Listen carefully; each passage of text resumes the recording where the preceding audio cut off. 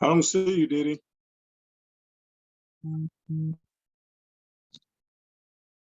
Hmm. Like that. You'll have your own confidence to know that you put in the work for it. So anyway, the second half is going to be kind of fun because the second half is what I call Free Game Friday. Second half is Free Game Friday after break. And basically what Free Game Friday is it's just all free game. And it's several categories. One of the parts of it will be credit, just some quick, easy credit hacks, free game. Another part will be investments. Like if you don't want to spend a whole lot of time doing some of this stuff that I spend a lot of time on, I just got a couple pretty cool investment hacks. One is a stock hack, and another one is an ETF hack, which literally you can take those hacks. Throw some money in it, dollar cost average into it, and you will literally do better than almost anybody. And it took you like no time to do it at all. Also have some income stream hacks, because a lot of times we're sitting there thinking, okay, gee whiz, we want to develop our income streams. And ultimately, we want 7 or more, ultimately. I mean, obviously, you're not going to start out with 7 or more, but it's easy to say, oh, wow, we need some income streams, but where are they going to come from? So their income stream hacks are what it is. And literally, I'll have a long list of just things that you can do to generate income. Some of them may appeal to you, some of them won't. And then there's going to be a real estate hack, something that you can do. Everybody has the ability to do. And if you do it and you pull it off, it's pretty slick, So we got several hacks, and I call it Free Game Friday. Free Game Friday. So first of all, before I get going with the building the investment portfolio, does anybody have any questions before we get started? Good. No questions at all. Nobody had any previous questions or anything like that? All right. Okay, cool. All right. Okay. None. Okay. All right. Let's proceed on. Regarding the live portfolio, the reason why I say this is live is because it's a real design that I actually put a lot of time into. And when I got down here, one of my long-term friends, associates, whatever, presented a scenario to me, said that he had a relative that was getting ready to wind down a little bit as far as her work. She has a house and she wants to sell the house, and she's just going to use the equity to supplement her income along with her Social Security, and then she's going to be working part-time.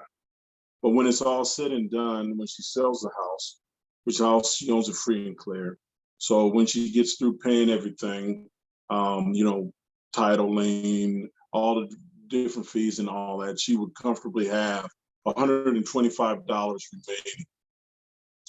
And so what he wanted to know is, what should she do? And I'm like, just out of the blue, what should she do? And I mean, my response was, hey, brother, man, that's slightly involved. You just don't snap your finger. It's slightly involved. And so what this is you can call it hypothetical if you want. We'll call it hypothetical. What would I do with a lady who's about my age, from what I understand, and she's looking to kind of wind down? She'll have her Social Security, she'll work part-time, and she doesn't. It's $125,000 in the whole scheme of things is really not a lot of money, but it's better than zero by far. And so how to live off that $125,000?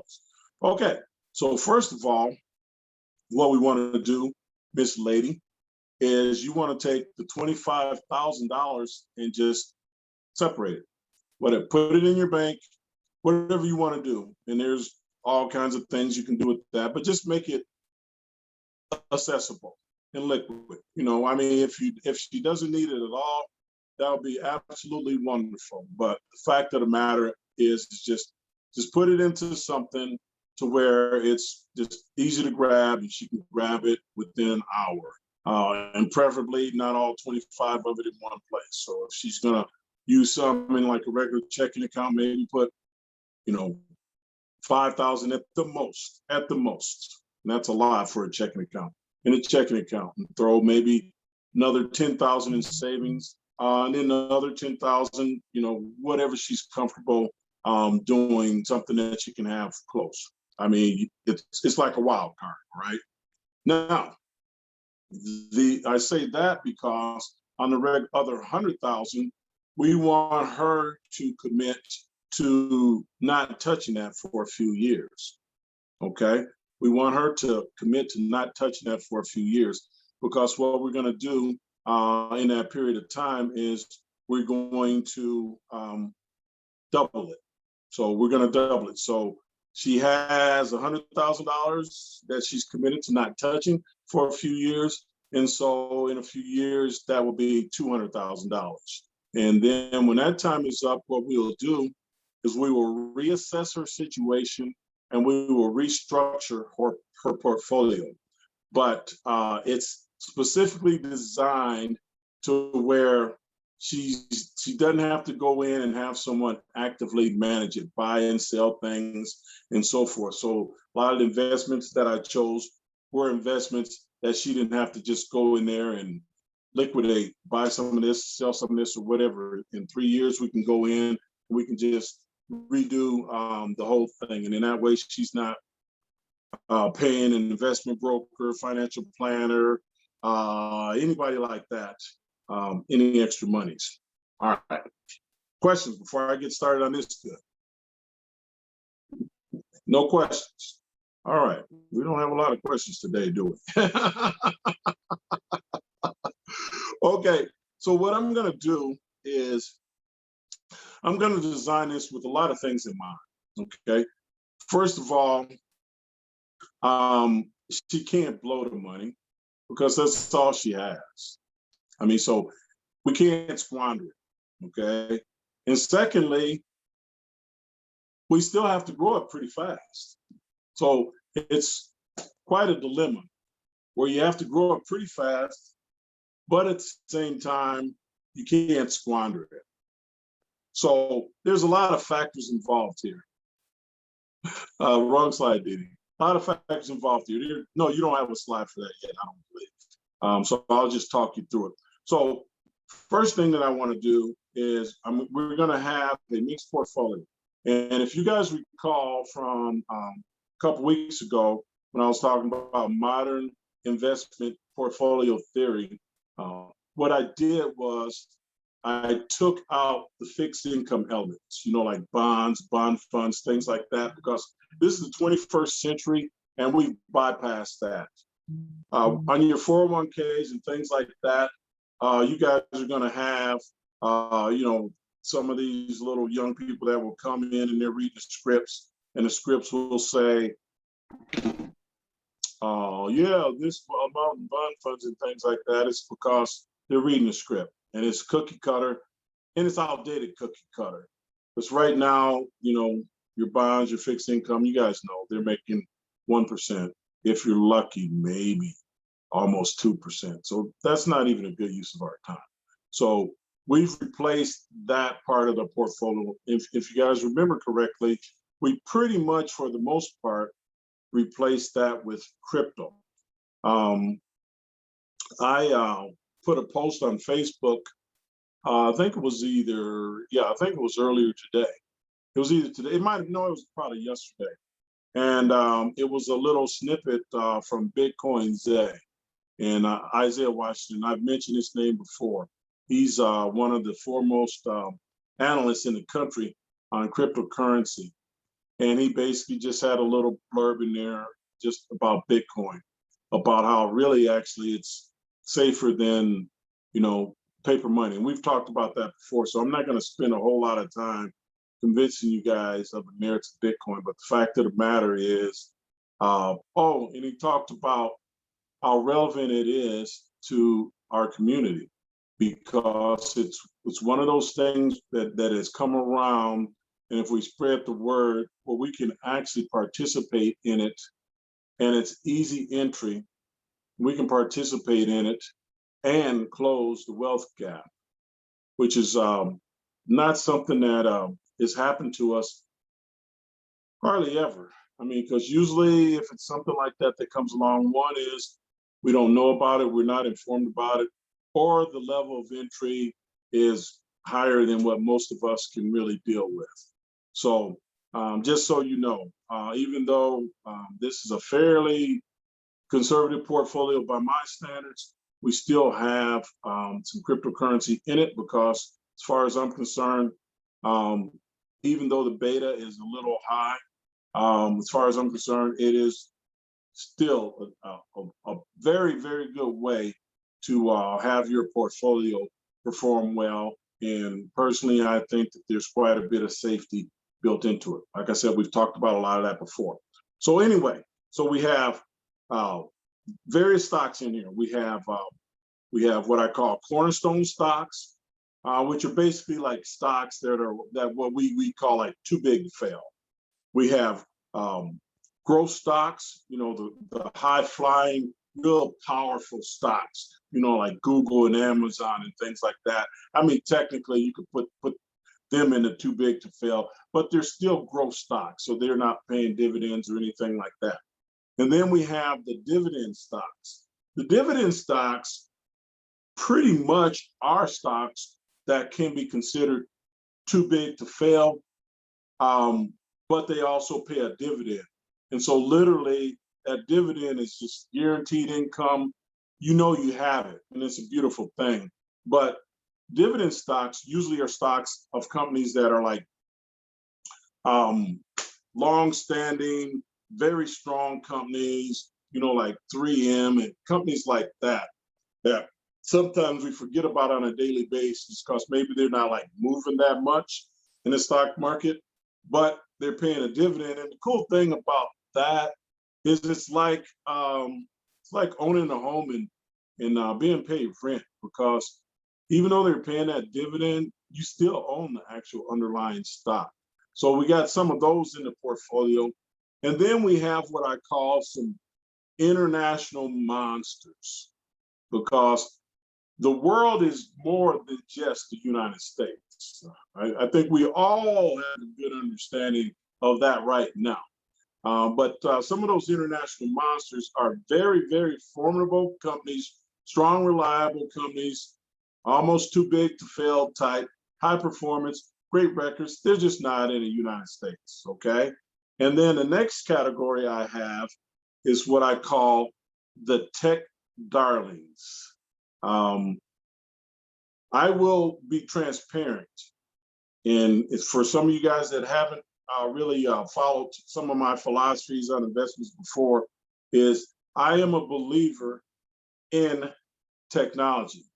If you can be on the proper side of that, if you can find the right companies and so forth, I just think that technology will pretty much always lead the way. So just think about how fast things are constantly changing. Well, technology is always driving that. And if you think about some of the biggest, highest flyers in the last 20, 30 years, they've been, basically technology-based companies. I mean, because Google is definitely technology-based. Tesla's all the way technology-based. Apple's technology-based. Any one of those companies, and those aren't in this particular category, but I'm just giving you an example of their history. Any one of those companies, if you would have invested in them, in the first year or two or three, let's just say if you put, 10,000 in it, well, guess what? You'd be a millionaire right now. You would. If that's all you did, you'd be a millionaire right now. And so that's one of the main reasons why I'm a believer in tech. So I always want some of that mixed in. The next topic is what I call my my volatile flyers. And so with my volatile flyers, this is why, one of the reasons why I say have some money that she can put away for a while, a few years or so, without looking at it every day. Because if you look at these volatile flyers every day, you probably throw up. Because they're constantly moving, and they move in pretty wild swings. But you know, you want to have some of that. One of our daughters said something that was pretty cute. My wife was telling me about when she said, "Yes, my investments, they're going up and down, but mostly up." And I'm like, "That's what we do." I mean, she's got it. She's got it figured out. Yeah, so the volatiles go up and down, but mostly up. And the reason why you want a little bit of that mix in is because when they go up, oh my goodness, they can go up 50%, 80%, 100%, 150%, 200%, 250. So if you get the right ones, they can just make your whole portfolio sing very nicely. And then the next topic is what I call, well, let's just say future um, future home run hitters. Let's just call it that. You can call it future boomers, future home run hitters, or whatever. And these are stocks, I know I talked about this before, where you want to be early. Now, do we have a crystal ball? No, we don't have a crystal ball. So can we be early all the time? No, we can't, because if somebody was early on Microsoft, Amazon, Apple, Tesla, they'd be laying up on a beach on their own island that they own. Okay, so nobody has that type of crystal ball. However, that's where study and research comes in, because we can do enough study, enough research to find some companies to invest in that we think have a really good potential for the future. And I have two actual layers of even the future boomers. I have the ones that are more established. In other words, they've been in business for probably 15, 20, 25 years. And maybe they have some developing technologies and things like that, that once all of that passes every stage and so forth, boom, it can take a really nice bounce. And then the second level of that, I call my casino bets. All right, so I'm never going to condone gambling, okay? But the last little subcategory, casino bets, is where you take just a little bit, not a lot, but just a little bit of your investments. You're still doing your research, and those are the ones you really have to dig harder for, because you're basically digging for treasures. So on the casino bets, you're literally mining for something that you think has a good future potentially, but it hasn't really taken off yet. Right? And like maybe those companies aren't that old, but they have like some really cool technology, management that you believe in arenas that you feel comfortable, that will have a lot of potential growth, just things like that. So that's why I say when my friend said, "Well, what you do?" I'm like, "Well, I can't answer that in like 30 seconds, okay?" Because this is just, and we haven't even started talking about the names yet, but this is just the general philosophy of only the stock investments in that portfolio, okay? And so the next part of that portfolio will be the ETF part of the portfolio. And what the ETFs are you know, the exchange traded funds. And we've talked about those a little bit before, but I've highlighted 10 of those for various reasons regarding the ETFs. And so you mix in that, and what's that last little element that we need to make it sing? Come on, somebody, tell me. We're gonna have the stocks, we got the ETFs, and what else we got to mix in there? I already told you the answer. I'm waiting. Yeah. All right. New lady. And I mess up her name all the time. So I'm not even going to try to pronounce it. But Al Flowers sent this young lady to me. So she wants to get her business started. And I'm like, you can jump in. We're kind of moving along, but jump in. And as long as you're not scared, as far as just taking the time to absorb the knowledge and stuff, we will definitely throw it at you. She said, hey, she's not a lazy learner. So she's ready to get in there. And you guys, she's the one that gave us the answer, crypto, okay?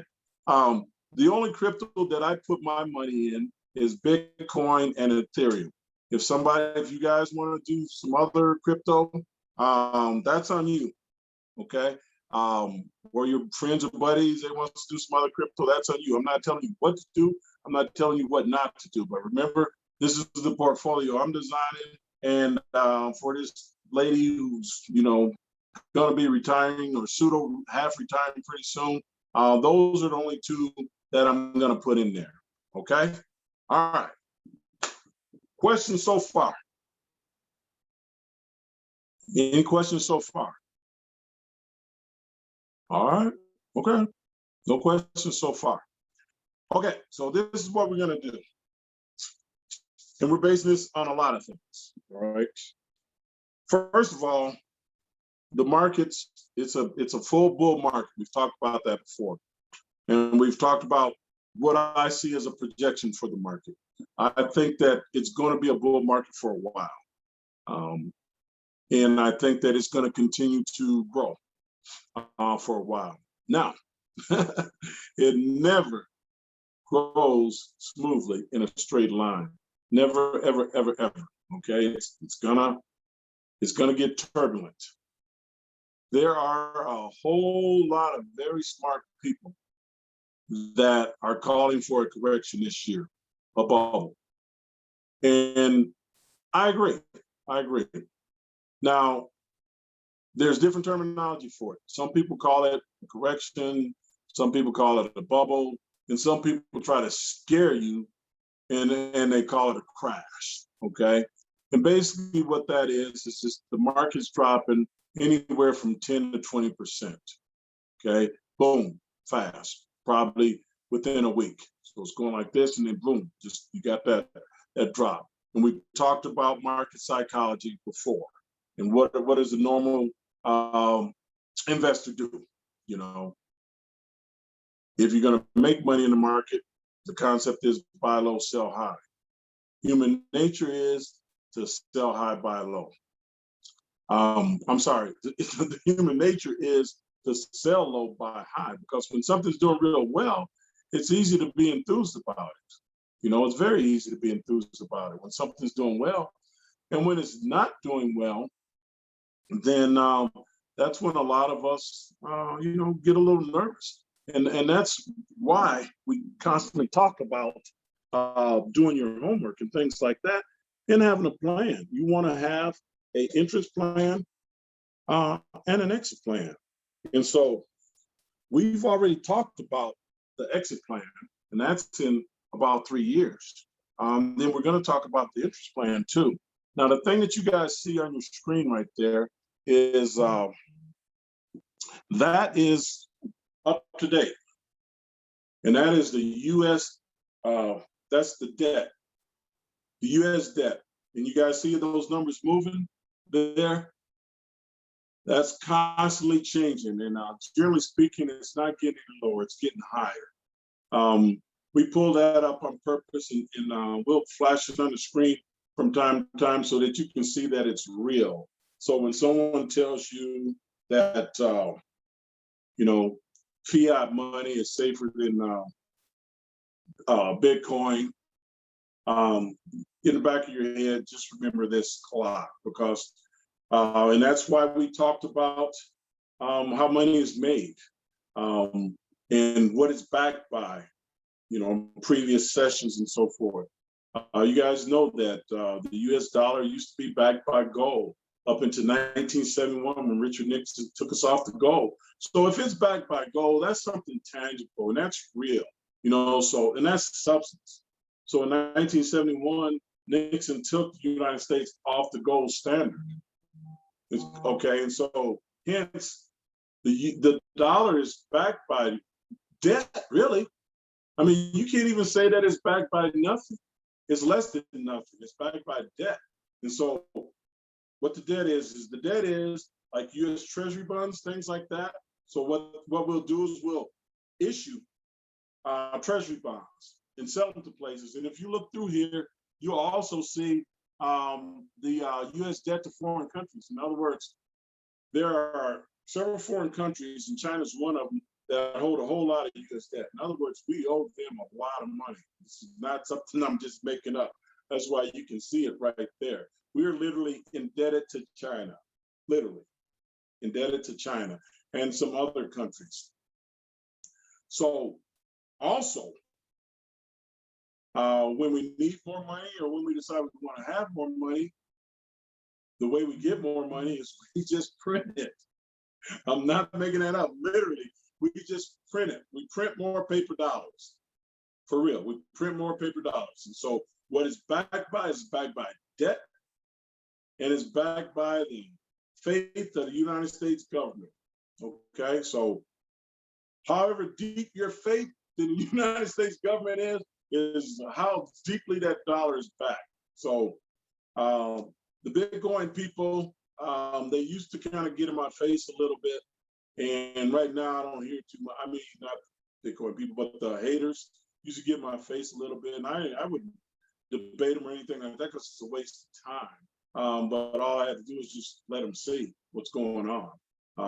And then, I mean, you guys know that last 10 years, it's averaged over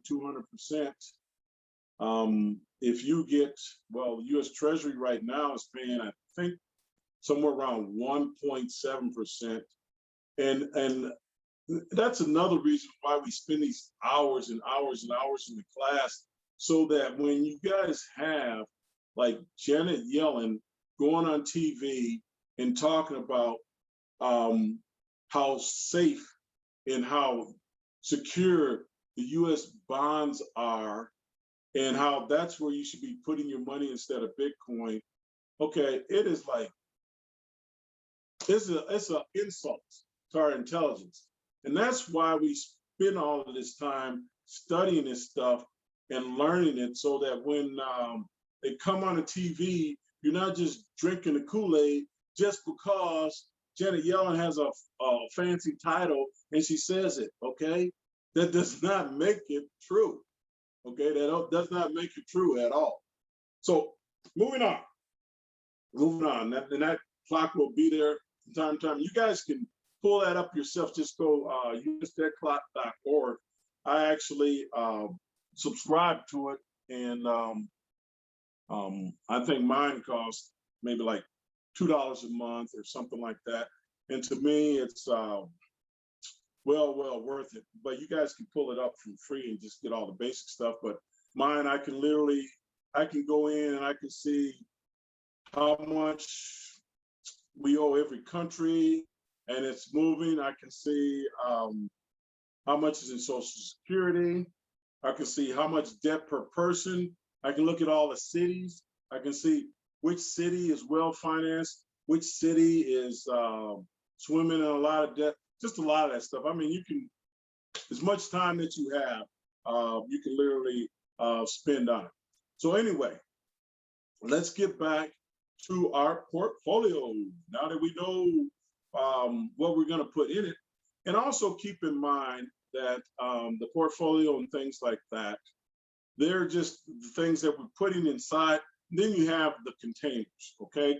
So you have several different kind of containers. You can have just like your regular investment account. You can have an education account, and there's various education accounts and so forth, like uniform gifts to minors and just different ones like that.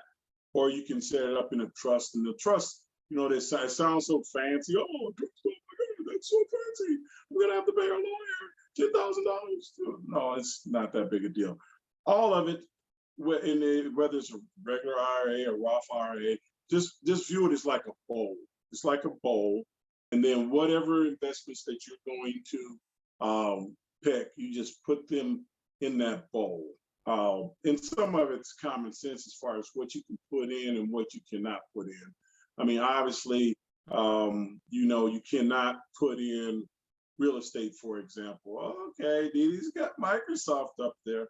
All right, well, let's go ahead and get started with the legs here. With the legs or the cornerstone of our portfolio, what we want to do is we want to go with companies that are too big to fail. We want to go with just big, strong, solid companies. If all heck breaks loose, the United States gets nuked, okay, Microsoft is not going out of business. So we start with Microsoft, and then we add in Boeing, and you go, Boeing, the maker of airlines, that stock has been going mostly kind of sideways lately. But you know what?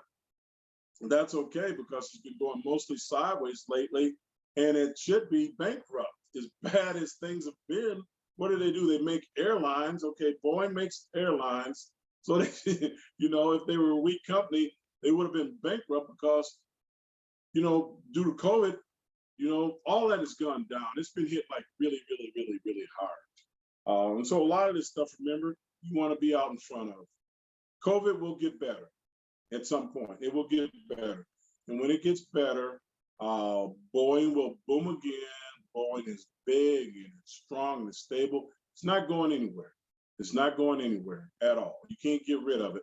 Plus, it also pays a dividend. Not enough for us to put it in our dividend portfolio, but it does pay a dividend. And they have contracts with the U.S. military, all types of things like that. So we got Boeing, we got Microsoft, and then we're also going to add Disney, Delta, and Walmart. All of those fit in those descriptions where Walmart's not going anywhere. For example, Walmart is not going anywhere, and Disney, don't sleep on Disney. What they do it well, okay? They do it well. And so they're actually doing okay now, and it's during COVID, where what does Disney have? The crowds and stuff. And so they're so smart. They're a leader as far as just that, as far as just the markets and knowing what the consumers will react to and so forth. They have the streaming services and all that now. They're picking up and they're figuring out ways to be more creative. Now, none of these companies are high flyers. In other words, none of these companies are going to jump, like Bitcoin is. But that's not the point. There are our foundation, our building blocks. And the reason why we want them to be our building blocks is because if things turn bad on us, we know that they're going to be around. And then like Walmart, for example. Walmart is never had a losing year, never. And some of you guys heard some of my Walmart stories. There are a whole lot of people that became millionaires by doing nothing but owning Walmart stock. Nothing but owning Walmart stock. Look at that graph. It's like, well, that's not really pointed up. That's not really going fast or anything like that. That's not the point. The point of it is it's not going down either. So remember what we talked about as far as, and then Dee showed something where it's going down. But I promise you in the long term, it's not, okay? Remember when we talked about our general forecast and things like that? Well, I do believe that it's a bear market, so it will go up, but it's going to go up with some rocky roads. A lot of analysts are calling for, a fairly major correction sometime this year. I agree with that. I agree with that. Now, do we know when it's going to happen? No. And it actually might happen pretty soon because historically, historically, our most corrections have been in March. Isn't that interesting? So we always want to look at history. Historically, most of them have been in March. I say that to say this, is that with this young lady's investments, remember we have $100 to work with. We're not going to invest $100 right away. What we're going to do is we're going to invest $50. We're going to invest, I'm sorry, not 100,000. We're going to invest 50,000. We're going to invest 50,000 of her dollars, and there's Delta right there. And Delta should have gone, bankrupt, but you know what? The fact that they made it through such a tough time tells you they're going to be just fine. They're going to be just fine. And when COVID is over, all these big, steady ones that are our foundation, they're actually probably going to be more than steady because they're going to be going up. So it's kind of nice when the purpose of them being in your portfolio is to just be the ones that aren't going to crumble.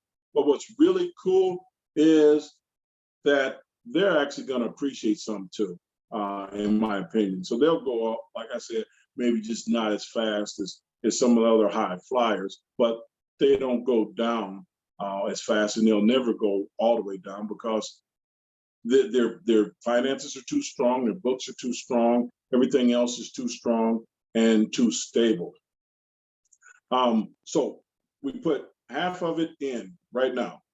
Okay, we can't predict what's going to happen. Okay, but there's enough indicators to know that we've been running in a bull market for a while. And when it's running like that, it's just, you can't help but to have some correction. And actually, when you guys start doing this enough, you'll get comfortable with some of the corrections because most corrections are actually healthy. They really are. They're actually healthy. They really are. It's like you're going up, but you take time and you kind of like, get rid of some of the excess, things, trash or whatever, and then you continue to go back up. The next thing we want to do is we want to build our next layer with our growth, our big, strong Hercules type growth building blocks. Now, these are still monsters, but these are monsters that carry a lot of weight and they can still grow fast, even though they're monsters. Okay, like Amazon. Okay, Amazon is too big to fail. But in addition to that, Amazon is still growing fast. They are still growing fast. And, they're not a cornerstone because they still have some volatility. Okay, they still have some measure of volatility. But if you've done your homework, and on a company like Amazon, you don't even have to do that much homework to know they're not going anywhere. So basically, it's just the whims of the market when it's going up and down. But over time, Amazon has done extremely well, and they will continue to do well for quite a while. Look at that right there. So that's what we want to see. If you guys can see that chart, ultimately, that's what you want to see. You want to see it going from low to high over time. And the dips, we're not going to be looking at that every day, stressing it every day, because if that's what you did, then you're going to be nervous all the time. Like Warren Buffett said, the stock market is a place where the impatient gives money to the patient. So we're going to learn to be patient. And when you put in the work, it's easier to be patient. Google. The real name for Google is Alphabet.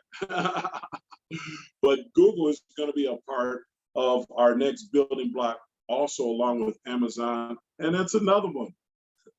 You don't even have to be that smart to know that Google is a tremendous company. It's a tremendous company. Think about this. Remember how we talked about different characteristics with your stock story, okay? And we talked about like moats and things like that. It's always a good sign in a company if the name is synonymous with the act, okay?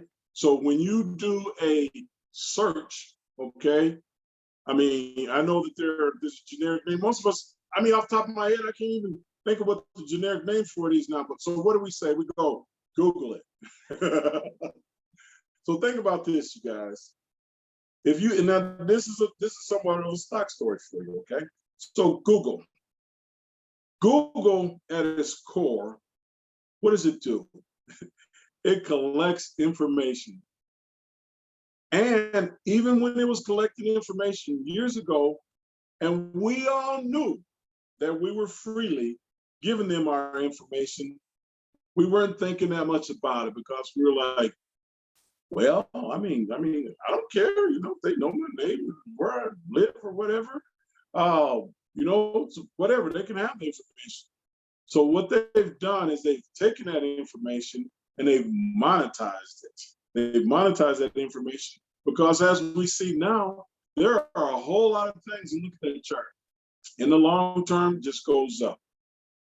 But that information they've shown us all is valuable. Do they sell it? Yeah, they sell it. And they've been selling it for a while. Who do they sell it to? They sell it to all types of entities. You know, you guys sometimes just get like out of the blue, credit card offers in the mail, pre-approved. You're like, I don't even know how they got my information. Well, you kind of do if you really think about it, okay? All types of things. Actually, you guys know I have a car dealership, right? And one of the things that's available to us now, none of us talk about it that much, is that I can take just some basic information on anyone of you guys if I want to. I don't do it because I don't believe in abusing people's personal information, but I do have a wherewithal to where I could take your name and address and phone number, and I can tell you pretty much where your credit score is. Bet y'all didn't know that, did you? Yeah, I can do that, and any dealer can do that. And I'm not even talking about pulling a credit report, not even doing that. Just if I have just basic information, it'll give me a real good idea of about where you are. So there's all types of things that can be done with that information. And we spend plenty of time talking about suppressing those secondary bureaus, okay? So they feed information to them too. And the secondary bureaus as far as suppressing them regarding getting your credit up and that type of stuff. So they're a monster. Their earnings have been fantastic. Their PE ratio is a little high, but they've proven that they live up to it. Tesla, good old Tesla. Oh my God, this one. Tesla could not go as a cornerstone because the owner is too volatile, and the stock is too volatile. So it can't be a cornerstone for that reason. But it's still strong and it's still stable. Here's another stock story for you. It's still strong and it's still stable. Now, the industry that they're in is electric cars, right? And there are a few other, electric cars out there, but they clearly dominate the industry. Part of the reason why is that from the very beginning, Elon Musk, whatever you say about him, you got to say, look at that chart. Just look how that's growing. That's like incredible. The one thing about him is, if you look way back in the beginning when Tesla was first nothing, everybody thought he was crazy. Okay, they thought this guy's crazy. Remember, I spent a lot of years in the car business, and he was telling people way back then, he's like, the cars are gonna be greener, the combustion engines are gonna go away, and the future will be electric vehicles. They laughed at him, and the big boys all like called him a clown. General Motors called him a clown. Ford, called him a clown. Chrysler, and so forth. And even some of the better thinkers, for example, like Toyota and Honda, are better thinkers in the industry than, say, like General Motors is, for sure. They think ahead a little bit better, but even those guys, Musk was like, 10 years ahead of all of them, 10 years ahead of all. And sometimes now look at how long that was before they actually started making money. So sometimes you have to really be patient. But the guy, he knew what he had. Elon Musk, he knew what he had, and he stuck with it. So anyway, as far as where that is now, is it's been real clear to the big boys that they're going to have to really participate heavily in the electric vehicle market, heavily in the market. And so what happens is it's so different than the normal combustion engine, is that everything has to be just revamped. When Elon Musk started Tesla, he literally did it with a blank piece of paper. He said, we're going to make a car. We want a blank piece of paper, and we are not interested in copying anybody. We're not interested in copying anybody.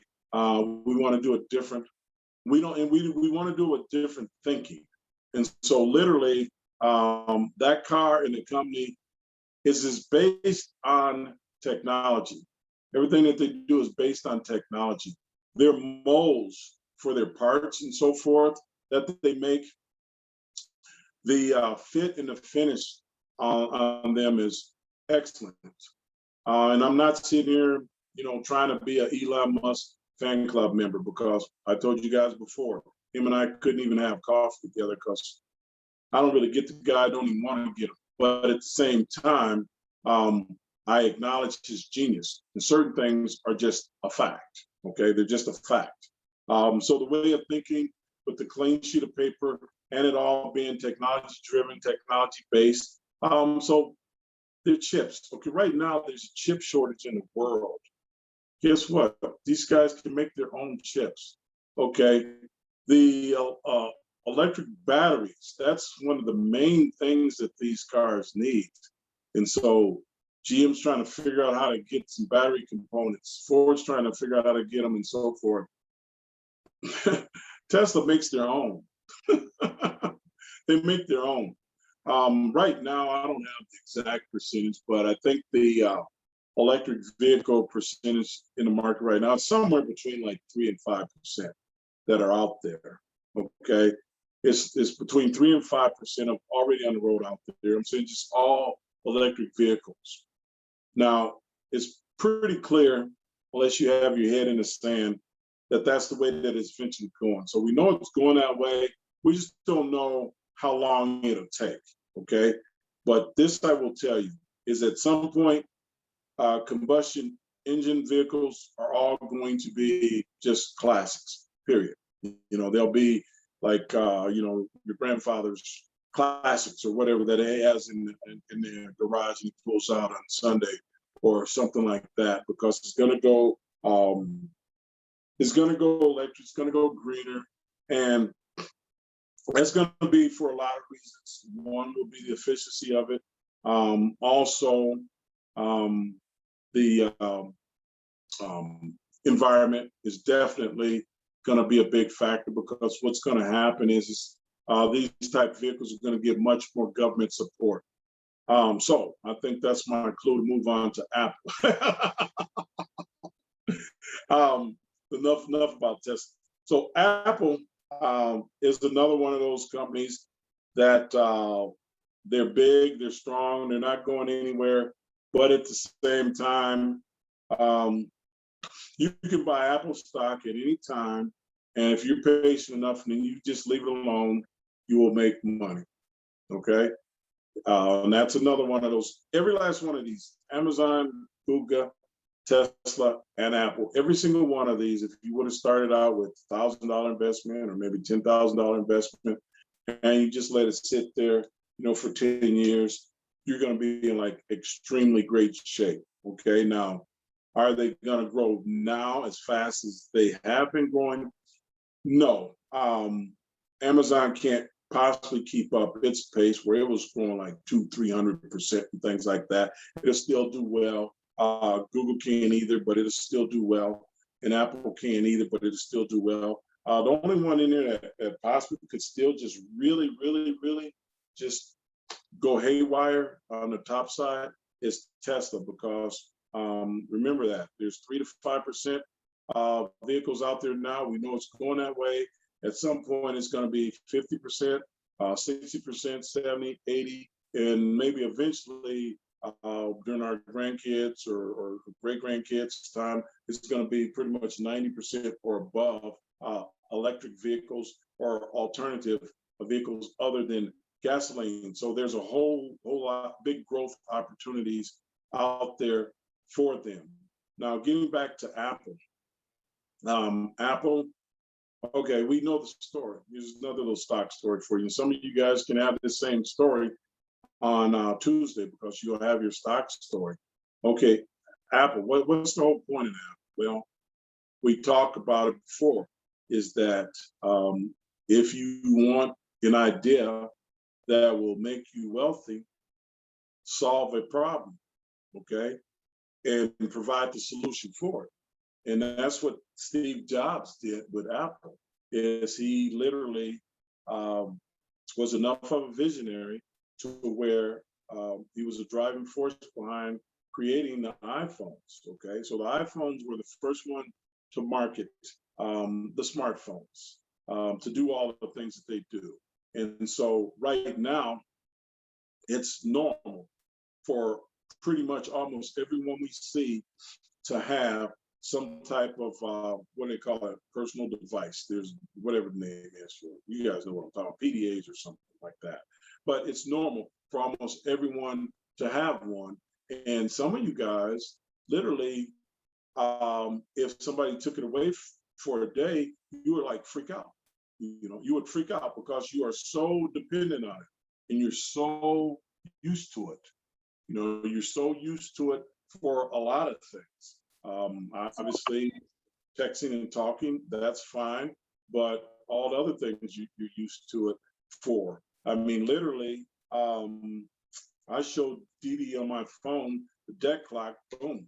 She figured out a way to put it on the screen here for you guys. I told you that they killed that little company that we talked about the name before, but the company that did like GPS and all that, Garmin, they killed them. Apple killed them because you got the app on the phone for free. Okay, and what else do we do? Oh, you guys remember the music? I remember. I remember when my daughters were a little younger. You know, they were like tweens, not even teens, tweens, and a little younger. How they wanted the iPod type things, MP3 players, or whatever you guys call them, you know, to listen to music and everything. Well, they put them out too, because you listen to all the music and everything on your phone. So they were first to market. That was significant. And they have several modes. Angelica, can you tell us what one of the modes for Apple is? Yes, I will. One of the modes is like FaceTime. The fact that you can FaceTime with other Apple devices, but not with anyone else. Excellent. Thank you so very much. It doesn't sound like that much, but that's the mode. You guys remember part of you know stocks, when we're looking at them, we want to research and see, do they have any modes? Apple, they have a lot of modes. That's just one of them. And the reason why I bring that up is because I don't use Apple. I use Samsung. We'll go into that later. But I still acknowledge that it's a good place to put your money. That was a good place to put your money. So basically, what my daughter said to me, she goes, "Well, Daddy, um, too bad you don't have an iPhone, because if you had an iPhone, we could just FaceTime anytime. You can see my pretty face anytime. We can just FaceTime. But no, we can't do that because you don't have an iPhone." It's funny, but it's true. But it's true. So that's just one of the modes that they have. Other modes that Apple has is like the connectivity to all the various Apple devices. Okay, so you have like the iPad, and then you have the other Apple computers and things like that, where they all kind of talk to each other. My wife, she had lost her phone for a while, and so she was waiting on a new one. No, the phone had broken. She was waiting on a new one to come in the mail, and while she was waiting on it to come in the mail, she could still use her iPad. She could get like, texts and things like that from her iPad while she was waiting for it to come in the mail. But they have just a long stream of moats that I mean, we could be talking to the cows come home. But the fact of the matter of it is basically what that moat is like in the old days where literally that was surrounding your castle and it was protecting the castle. And so the deeper and the wider the moat is, the more protection that it provided for you. And so Apple has just a long list of moats like that that actually provide protection to them. And I'll tell you something else. Another reason why Apple, even though it's big and it's strong and it's profitable, could still potentially even still jump exponentially. First of all, they are visionaries, generally speaking. They're known for thinking ahead. And so there are things out there right now that could happen if they got involved in that would probably pretty easily make them jump pretty good. For example, you hear these rumors about what if Apple decided to have like a crypto, their own crypto or whatever, or even if they join in with like Bitcoin or something like that, and they just let you, use your Apple Pay to pay in that. It's right there. It's right in front of all of us. And guess what? If they do that, they're making that much more money. And then that's another thing with Elon Musk. Remember, and then I'm going to get off him for a while. But remember, I think it was like 3-4 weeks ago, this guy buys $1.5 billion of Bitcoin. The money that he has made on Bitcoin already since then is more money than they've made on selling their electric cars. Digest that for a minute. And so, in the way he did his accounting is ingenious. If it goes up, it's not counted against him. If it goes down, it can write it off. So, all these companies, they're really smart. They're all led by visionaries, and they're not going anywhere. So that's the second layer. So let's get to the third layer. The third layer are the dividend stocks. I call them the dividend payers, which are like Merck, 3M, Boeing, and Pfizer. So those are the third layer. So for example, Merck is this big, huge pharmaceutical company, been around a long time. It's a giant.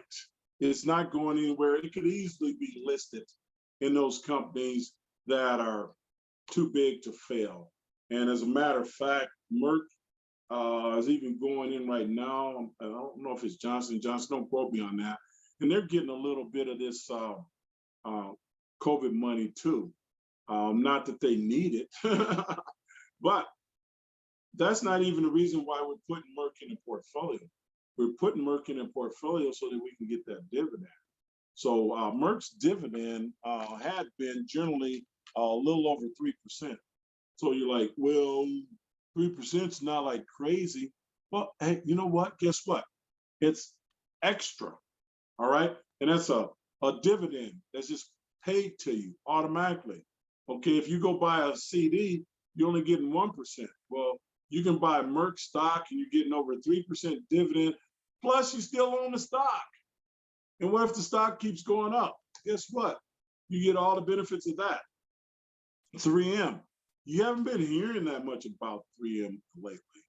3M, Minnesota-based company, been around a long time, big, solid company, well established, not going anywhere. They could easily be like a cornerstone, but we still have them in our dividend category.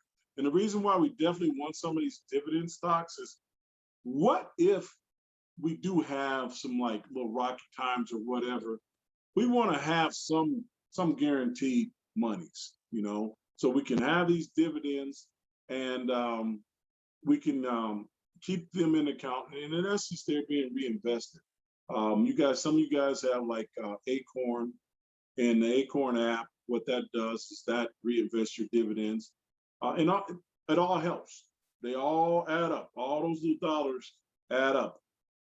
Boeing, okay.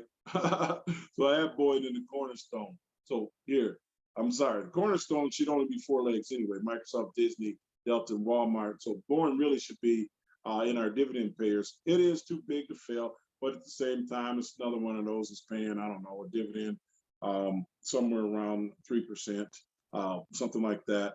And then here's another. This is like, this one here is like the elephant in the room. The next one that I'm going to talk about, Pfizer. Pfizer is like the elephant in the room. So with Pfizer, you think, well, geez, everybody knows about Pfizer and that they got the COVID vaccine out now. Well, yeah, I'm sure they are doing fine. And that's cool. People know about them. But did you know this? Pfizer pays a dividend of about 4.6%. Not only are you getting a stock that's going to be relevant for quite a while, but it pays a dividend of about 4.6%. That's why you got to do your research. All right? Because nobody is going to just tell you that. All right? Not a normal person is not going to just tell you that. That's why you do your research. You can just, seriously, you can put Pfizer stock in grandma's account and just leave it there and don't touch it, and you will be fine, okay? And even if she did nothing but just, use the dividend income and pull that out and use that for spending money and so forth. And that's something that we can do, on this, is if Our Lady does need some money, which he hopefully shouldn't, because remember we set aside that $25,000. But that would be the next step, is to start just spinning off some of this dividend income. So every time, one of these companies pay a dividend, boom, just send it to her, separate account, or savings account, or checking account, or so forth. So we got our cornerstones: Microsoft, Boeing, Disney, Walmart. Well, I'm sorry, Microsoft, Disney, Delta, Walmart. Then we have our building blocks: Amazon, the growth ones: Amazon, Google, Tesla, Apple. Our dividend payers: Merck, 3M, Boeing, Pfizer. Shoot, man, I'm about to hurt myself. I think I'm gonna sprain my arm for patting myself on the back. This is a solid portfolio. This is something you probably normally be paying somebody a lot of money to put together, but it's a solid portfolio. I'll say that myself. So, and we haven't even really got through the whole thing. How are we looking on time? Okay, we'll speed it up. The next ones are our international monsters. Our international monsters are Alibaba and Taiwan Semiconductors. You guys know how big that Chinese bear is right now, okay? How dominant it is. And mathematical projections have it taking over the United States in the next roughly 4 to 4.5 years, as far as GDP and so forth. Right now, America is still number 1, barely hanging on by a thread, and China's number 2. I am willing to bet the house that they're going to pass us, because they have a lot of momentum going, and we don't have a lot of momentum going, because they don't have a lot of debt. We do have a lot of debt. Whatever their political system is, and I'm not judging it at all, because I don't think in the United States we're in a position to be judging anybody's political system. But we haven't even been able to handle our own internal strife here, as you guys well know, in the United States, which is never good for business. It's not good for business when you can't handle your own internal affairs. So Alibaba is China's biggest multinational company. Guess what, y'all? I'm comfortable rolling with that. I don't care what Janet Yellen says or anybody else. I don't care. I'm good. I'm good. Give me some of that. They're China's biggest company, most profitable company, too big to fail in an economy that's going to be the biggest in the world in the next 4 years. I'm good. I'll roll with them. I don't care what the news ever says. There's no news that will come out that will scare me away from them, and I promise you, they've tried. They've tried. I mean, you'd have headlines that read, well, Alibaba is too close to a monopoly, so maybe the Chinese government will be forced to address that. It doesn't matter. It doesn't matter. They're still gonna make money, okay? And what we talk about like income streams and things like that, and we'll get to some of that. And some of the income streams, if some of you guys like want merchandise to resell, where are you getting that merchandise from? China. I do it myself. All y'all walking around here with those Viking jerseys that I had customized for you. Where you think I got them from? China.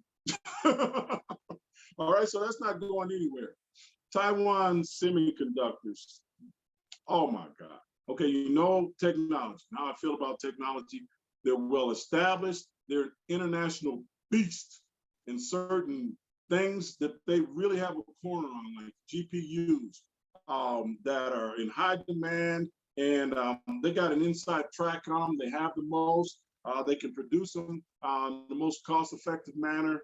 Too big to fail. Now, will they drop certain days? Yeah, they'll drop certain days, because if we do have a correction, the stocks that will get hit hardest will be the tech stocks. That's just the way it is. The tech stocks, the beta is always higher in tech stocks. They move up, they move down, and so forth. But if the object is to make money, get you some good tech companies and roll with them. All right. Speaking of which, our next level. What a nice transition. Our tech darlings. Okay. So a lot of these other companies have had, strong technology interwoven in them. But the next two are tech darlings. They're maybe not quite as big as some of the others, but the reason why they're attractive is that they do things very, very well.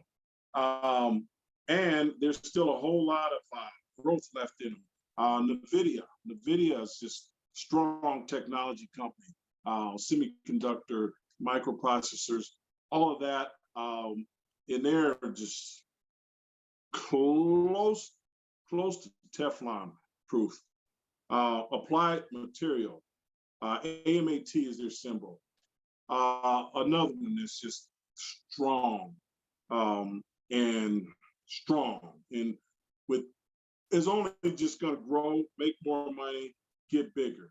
I mean, they're going to have some dips, like I said, based upon just market sentiment and things like that.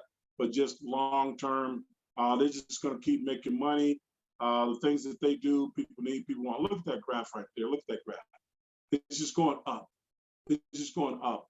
You don't even have to be that smart to figure that one out at all. Man, I love that company. And the thing about it is, when I was putting together this portfolio, I mean, I started out with probably like about 32 stocks that I liked. And some of the stocks that I liked didn't even make the list. And like Square, you guys know I like Square. Square didn't make the list. And so I'm like, well, can I drop applied, can I drop applied materials? Can I drop them? No, I couldn't. I couldn't drop them at all because they're a lot more substantial than Square. They're bigger, they're stronger, they're more diversified. They can shield off things better. I mean, because if you think about it, Square basically kind of rides like the coattails of Bitcoin. So it goes a bit, Bitcoin goes, which is cool, but it's hard for Square to really just fight by itself. This company right here it's a dog. And I don't mean in a bad kind of way. I mean like a bully type dog. It can handle its own business. All right, next one. Next one is our volatile flyers. Our volatile flyers. Now, with these volatile flyers, and that's Tilray, Riot Blockchain, Plug, and Canaan. Now, on these, they are they can give you indigestion. I'm not even gonna lie about it. They can give you indigestion very easily because their swings are so wild. Um, but remember the dilemma that we were faced with. Okay, look, no, Tilray, Tilray, Tilray. Tilray is a cannabis stock. And so with these high flyers, um, they can have wild swings up and down. The thing about them though is with the solution that we're providing for what we were presented is we still had to grow this lady's money. Okay, we're going to double it in a few years, and so you need some of those. Not a lot, just a little bit.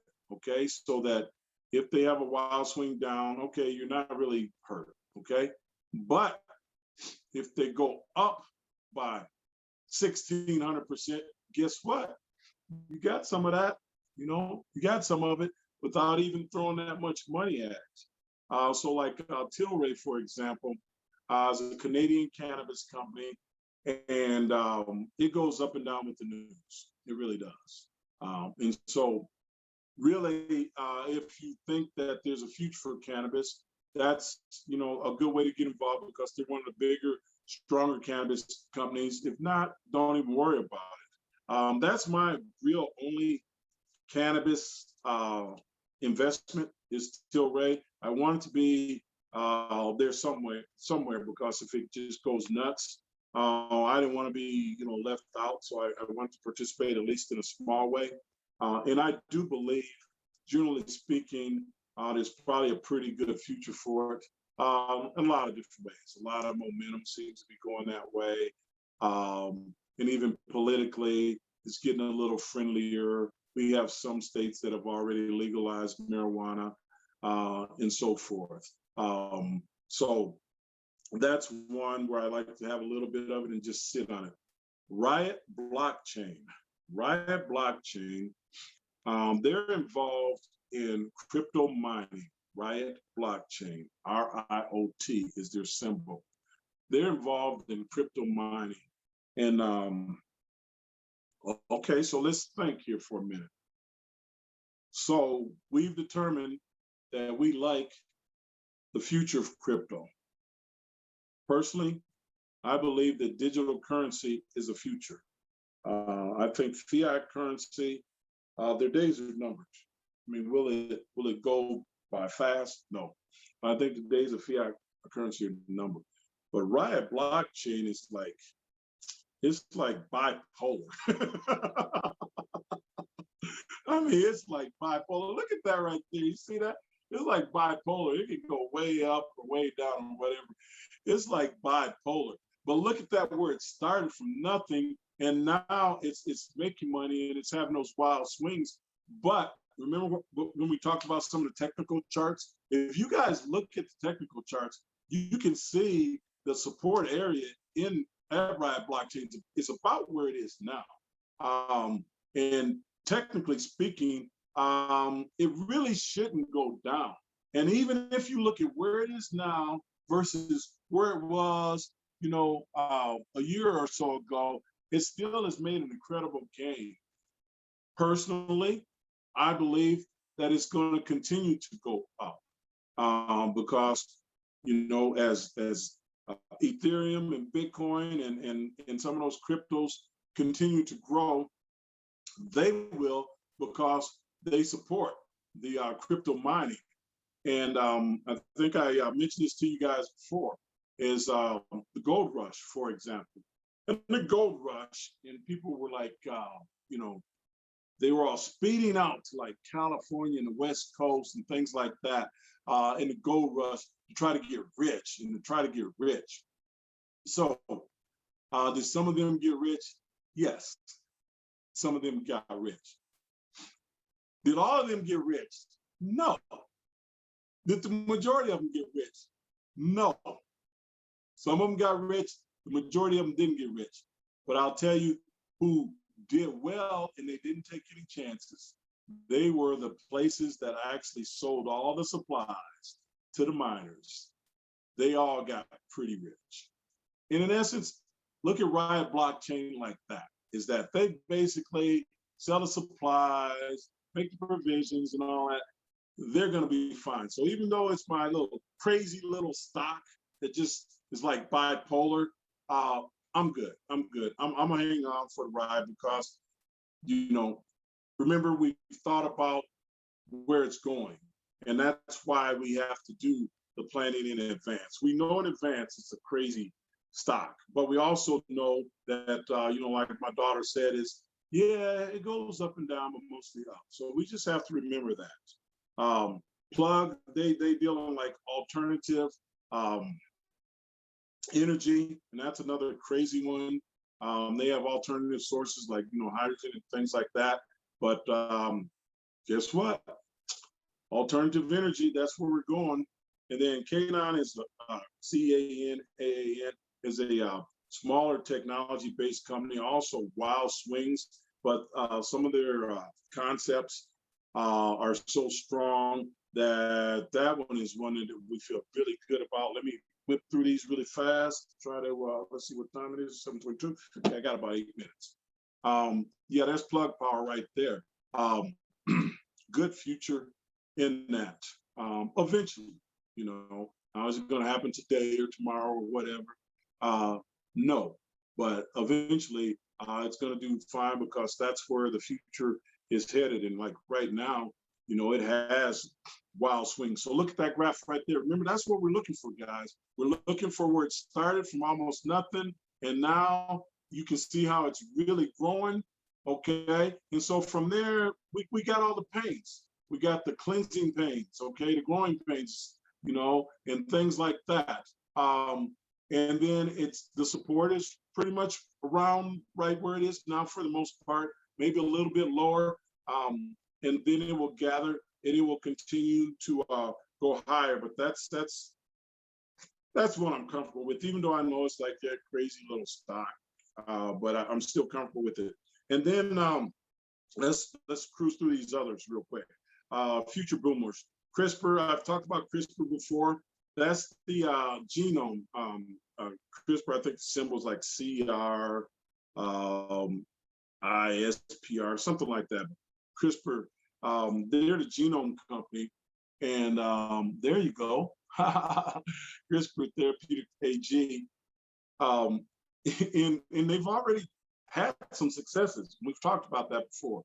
There's a lady, I think her name is Victoria Gray, Black lady, Victoria Gray, Google her. And she had sickle cell, and they actually used some of the CRISPR gene repair technology to cure her sickle cell. They've done this, and she's walking around now, and she feels much better. She's not in pain. She's not in discomfort. She's very high functioning right now. So, you know, it's still going through all the different stages of the trials and everything, but what they've seen so far, wow, just really, really looked good. And then you had one of the young Asian doctors who kind of went off the reservation a little bit, had some people that the father had, what was it? Had some venereal disease. You guys, we talked about it before. But anyway, father had it, mother didn't have it, mother was pregnant, and they did not want the kid. They wanted to protect the kids, so they went in and they did that.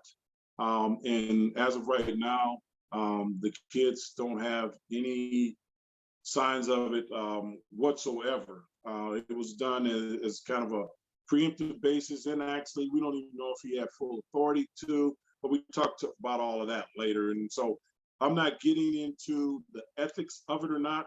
But my point of it is is I like to have a couple of stocks where I'm trying to kind of get out in front of things.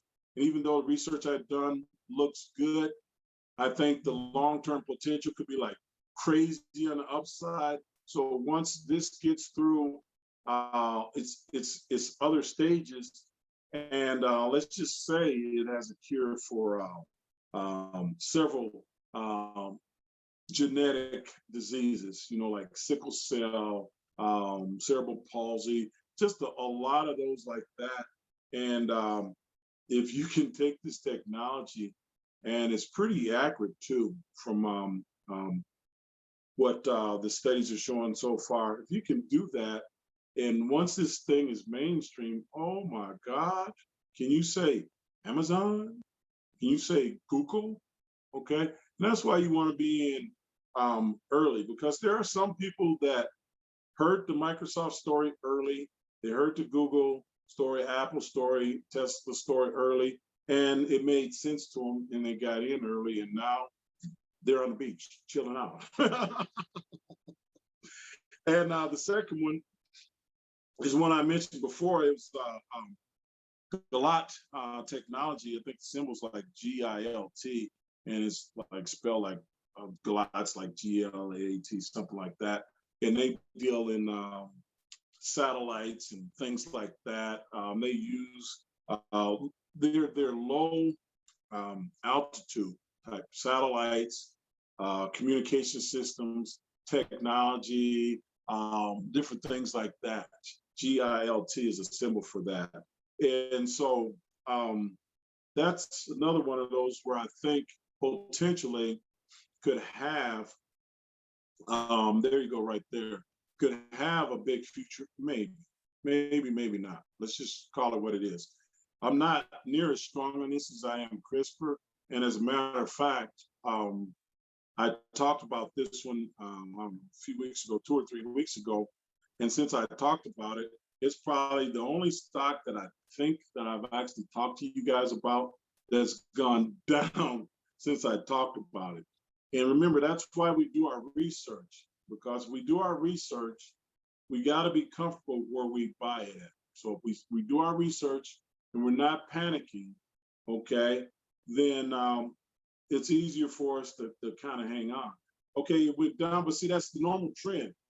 We might as well call that like the James Holmes tech chart, really, because those are the type of companies that attract me, is the ones that are on the rise and on the upswing, and we think have a lot more gas in the tank, probably. CRISPR, another reason I feel, and then I'll come back to Goliath, but another reason I feel real good about CRISPR is you guys know my favorite analyst is Kathy Woods, and CRISPR's in, I think, maybe the top 3, definitely the top 5 of her holdings. Okay, so if it's in like the top 3, top 5 of her holdings, I'm comfortable with that, because she's got a full team of analysts and researchers, but on Galat. But look where it is at 1135. And so I bought a little higher than that, and it gone down. And I went back and I second guessed myself, and I'm like, did I miss something? Did I miss something? Did I miss something? No, I don't think I missed anything, because when it does bounce, if we buy it at 11, 12, 13, 14, 17, that's not really going to matter. It's almost like Bitcoin, okay? Like Bitcoin, what is it today? I don't know, maybe somewhere around 50-ish, something like that, maybe a little lower or whatever. And so you got a lot of people thinking, well, should I wait till it gets to like 47 or 46 and then buy? Okay, now, like I said, let's rewind. Let's rewind and just say it's the same time frame with Amazon or Google, and you're trying to figure out, do I want to buy it at 47 or do I want to buy it at 50? Okay, and it's worse. No, I don't know where it is. Maybe it's 3,000, something like that. The point of it is it doesn't even matter. And so even myself, sometimes I'm in a danger of second guessing myself a little bit. And that's why you really have to spend the time. But with Goliath, that was one of those, remember, I could only pick a certain amount. And so I'm thinking, I don't want to drop that. It's a old lady's account. That stock is a bit volatile for an old lady. And then I caught something that I missed the first time. And that was, he's trying to rush me to break. Give me just a few more minutes. Something I missed the first time. And that was, this doggone stock pays a dividend of 7.8%. And I'm like, what? How did I miss that? A 7.8% dividend. I'm like, I can't even believe that. So I bought some more today. I think it's like about $11.35 a share or whatever. I bought some more today. Because I'm like, we can use it for the dividend, portion. So, which made me feel a lot better. So literally, I think there's a chance that, if one of these bigger companies buy it, gets the right contracts, it can explode. And there's already like whispers of contracts in the work now, like military contracts, all types of things. And it's a company that's stationed out of Israel. So, there's certain, strategic things there too. And I'll let that go. But the last two basically are what I call my casino bets. That's MKD and NAVB. Both of those are less expensive technology stocks. I don't know, $2-3 a piece. Don't have a lot in them, but those are some that I've just been researching to see maybe if I could be like way out in front of something. And I'll tell you, I think there's something to that a lot of times. I forget the name of it. I should have wrote it down.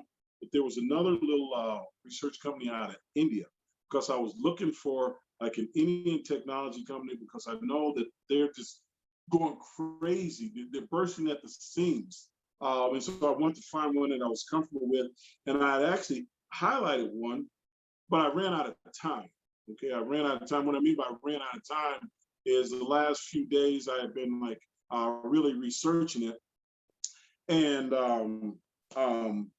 ran out of time. So I didn't buy any, didn't put any in a portfolio or whatever, and the doggone thing went up 51% today. And I'm like, But anyway, enough of that. Quick questions before we go on break. What questions do you guys have? Questions? Anyone have questions? No questions? Hello, James. This is Jordan. I have a quick question for you. Hey, Jordan. When you set up your different stocks, like you're talking about like the dividend stocks being Merck, Pfizer, 3M, and Boeing, how do you differentiate those when you set up those different, are you setting up like a different filter on there for like when they go up, like for it to alert you? What do you mean? One more time. As far as like when they're like when they're going up, will there be like an automatic alert where you'll know when to trim off the top, so to speak, when they're doing good? You just gotta constantly watch them. That's a good question. That's a good question, and I know what you're referring to. You're referring to kind of what I do, for my personal situation. How I'll do profit taking if something goes up like a whole lot. Like, remember how we talked about how Tilray is like crazy and it might go up 40 points. Well, if it goes up 40 points, I'm taking some profits because I know it's going right back down. So when it goes down, I'll buy some more of the little crazy bipolar stocks. So they're kind of easy picking for that. And I probably shouldn't have gone too far down that rabbit hole because that's some slightly advanced stuff and that's more hands-on stuff. But what we're talking about in this live portfolio design is for this specific situation.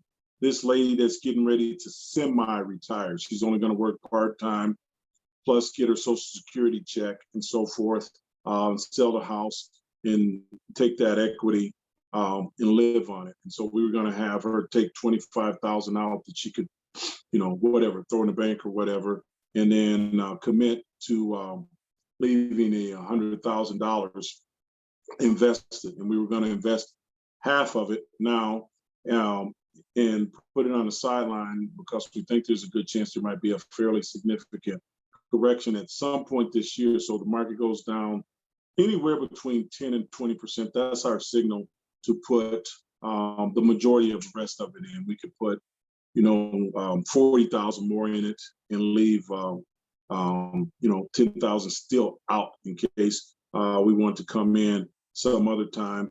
Or even if we put, all of it in, it's okay. It's okay because she's still got that other 25,000. If she needs money, she can touch. And push come to shove, she can take some of this. I mean, I've liquidated Bitcoin and stocks and stuff in like 2 minutes. I sold some Bitcoin and bought a bicycle. What was it, a day or two ago? So she'll still be plain liquid, but that's this particular scenario. So in this scenario, she's not doing any profit taking. This is hooking up my buddy one time, and so picking out things that he can throw in.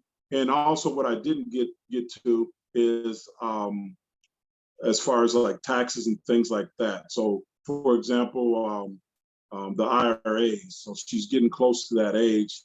So on a traditional IRA, you're supposed to, the money that goes in is before taxes, and then when it comes out, it's after tax. So you got to pay all the taxes on it. But on a Roth IRA, the monies that you put in are tax free when they come out. And so for her situation, I want to put as much of that as possible in a Roth IRA so she's not dealing with taxes too, because we're going to have some capital gains. When we really get this thing to roll, we're going to have this capital gains. Thank you, honey, on the bike. Well, it's the knees. I need to work those knees. So anyway, remember, we're talking about growing this thing 100% over the next few years. So you're going to have capital gains. So all that you can shelter, the better. It's not always how much you make, it's how much you keep. The thing about the Roth IRA is it's capped. We can only put 7,000 a year in it. So we're going to maximize that with her. We're just going to keep putting, and what we'll do is we'll put our high flyers and stuff. We'll put like Bitcoin and stuff like that in there if they allow us to. We know that they allow the stocks, the ETFs, and all of that. But if they don't allow the Bitcoin in there, then we can still use that, but we can use it with our ETFs. And I'll swing through those ETFs real quick after break. So I'm sorry I didn't get to that part. Does that help a little bit, Jordan? Yes, sir. Yes, sir. It helps a lot. Thank you. Next question. Next question. Okay. No more questions. Okay, we're running slightly behind time. It's okay. I'll get you guys out on time when it's all said and done. So let's take a 15-minute break. Dee Dee will start it up exactly in 15 minutes. And this second session, you definitely are going to want to be there. Call all your friends, send a link to everybody you know, because we're going to give away literally about, about an hour of free game, significant game, free game for about an hour. We don't generally give away this much straight game. So we're going to call that, we're going to give away free game. So see you guys in 15 minutes.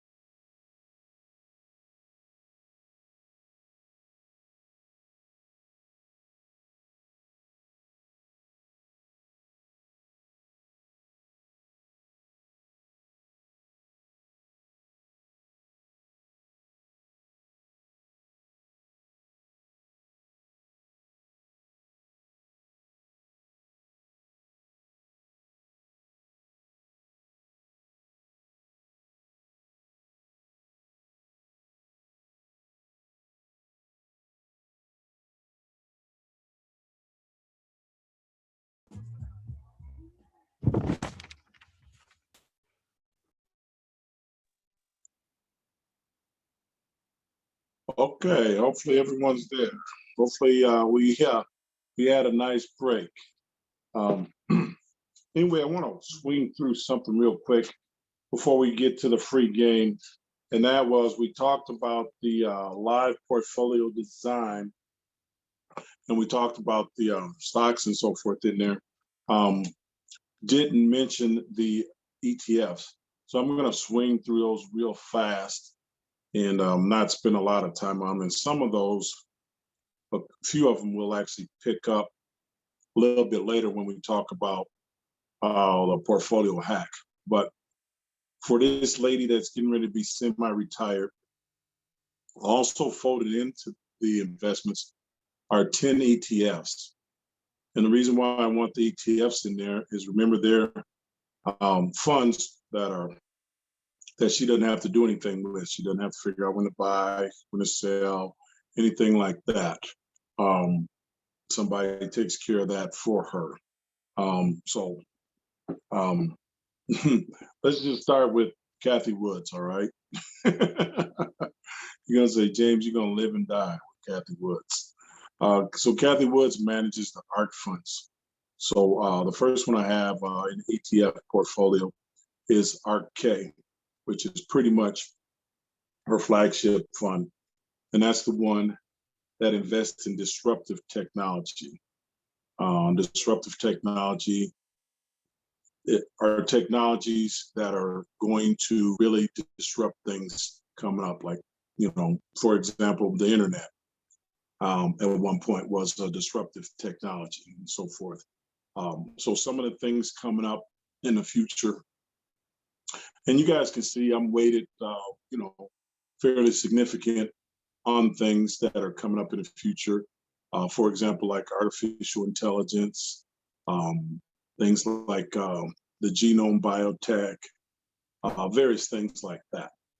But in her Art K Fund, innovative technology, the return on that last year was like crazy. I think it was like around 174%. That's like nuts.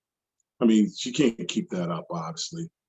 And she's down some so far this year. But some of the old boy network, they are just having a ball. But that's not the point. And I'll tell you something else about her that I like is that she's done all her research. She's comfortable with the research. So she is not swayed by daily news in the market and so forth. For example, her largest holding is Tesla. You guys can maybe see there, her largest holding is Tesla. And Tesla has been, hit pretty hard lately. Actually, I think Tesla lately over the last week or two or three is down like 25%, which is like crazy. The fact that it's down that much. But look at the chart. So you guys look at the chart. See that arrow? So yeah, it's down 25% from the high. All right. So it's from there. Where do you feel? So it's a shakeout. So the rats are jumping off the ship. Guess what Kathy Woods has been doing? She's been doubling down. She's been buying more Tesla. Because remember when we talked about if you do your research, if you like it when it's a little higher, then if it goes on sale, you should like it that much more. So she's dollar cost average down, and it will come back up because there's too many things in place for it not to be. Now, can you predict the exact day to come back? No, but that company's got too many built-in advantages. So that fund will be fine. So the next fund that I have is RG, which is her genome fund, and it invests in companies like CRISPR. There's another one like Edit and all that. And I couldn't buy all the different individual stocks. So you invest in that fund, and it invests in all those type gene biotech stocks that look pretty promising, because sometimes it's like, if you guys read your history, at one point there was like a contest with Beta and VHS way back when. Of course, VHS eventually won that. But if you didn't know which one was going to win, then you just bet some on both. And so with a fund like that, that's what you can do, is bet some on both. So, like when CRISPR actually hits and some of the other ones, then that one can do well potentially also. BOTZ, BOTZ, is another one that I like. And what BOTZ invest in is artificial intelligence. It's just BOTZ is the name of that fund. It's not an art fund. And invest in artificial intelligence. And it is, they are doing some cool things. They are doing some very cool things. It's actually highly rated fund by Morningstar. Basically, what they invest in is like robotics and artificial intelligence and so forth. So it's like BOTZ is a symbol, right? But the official name of the fund is called Robotics and Artificial Intelligence Global X ETF, and I like that one a lot. So that's on the list. MicroStrategies. You guys, we've talked about MicroStrategies plenty. They're the ones that have been making the big Bitcoin play. So when Bitcoin does well, they do well. I think that they are so well positioned because literally there's really a couple of companies, MicroStrategies and Grayscale, Grayscale Bitcoin Trust are the ones that have been accumulating Bitcoin. And so for people in the United States that want to invest in Bitcoin, particularly if it's an institution, because they're not allowed to for compliance reasons, SEC reasons, red tape reasons, things like that. But at the same time, what do we call it? FOMO. FOMO stands for fear of missed opportunity. There are a lot of people out there that have accounts with a lot of these places, and they know that Bitcoin has been rising rapidly and fairly steadily. And so a lot of them have FOMO, so fear of missed opportunity. And so they want to figure out some type of way to get involved with that. And so that's how they can do it. They can buy some MicroStrategies fund, or they can buy some Grayscale funds. And Grayscale is a little trickier and a little harder to get into. I'm not going to go down that one right now. Another one is IVRA. What IVRA is, I've talked about this before. That's an Invesco real estate trust. And I told you guys that I like at least having something in real estate. And so if you don't have like a lot of property, a lot of that type of stuff, you can invest in some real estate trust, or what we call it. Yes. Where you at and what you doing? Hello? What you doing? You're looking for stuff? I'm sorry, I can't hear you. Hello? Well, anyway, Invesco real estate ETF. So basically, what they do is they invest in real estate for you. Now, this is the cool thing about them, is that they pay a dividend. Now, I've gone different places and looked at the dividend, and so, I'll continue to look at it. And that's slightly controversial, but on the ones that I own from, for example, my Robinhood app, says that it's paying me 15.65% dividends. So don't consider that gospel yet, but that's what my account says. I've some other sources that said maybe it's not quite that much, but the fact of the matter is, Invesco's a good company. I trust them to invest in the real estate where I don't have billions of dollars going out buying a bunch of different stuff like that. So I'll let them do it for me. And another thing about that is that remember, when COVID is done, that's another area that's going to bounce. Real estate is going to bounce for a lot of reasons. Another ETF that I like is URA. URA. That's a uranium ETF. What is uranium, guys? Uranium is still scarce, okay? It's used primarily for nuclear fuel, and it will always be in supply. It will always be in demand, and it's scarce, and I don't see a downside to it. I really don't. So what they do is they mine for uranium, and there's only so much of it out there. I just think that's solid. And then the ARC F fund, the F is for fintech. And fintech, you guys know I love fintech right now. Finance technology, and that's why I like PayPal. That's why I like Square. All those little companies that make it easy for us. Apple has shown that it can be profitable when you can make things easy for people. You can pull out your Cash App. That's Square. Cash App is from Square. You can pull out your Cash App and do all kinds of things. Pay people. Doesn't matter where they are. And they'll have it in, just a few seconds. You go in there, you can buy stocks, you can buy ETFs, you can buy Bitcoin. It's it's convenient and it's easy. You know, you don't have to be a computer genius to operate it. So I love fintech and RCF. That's what they invest in. Now PSR is another one, and PSR, what that is another investment fund, and they actually pay a dividend on that.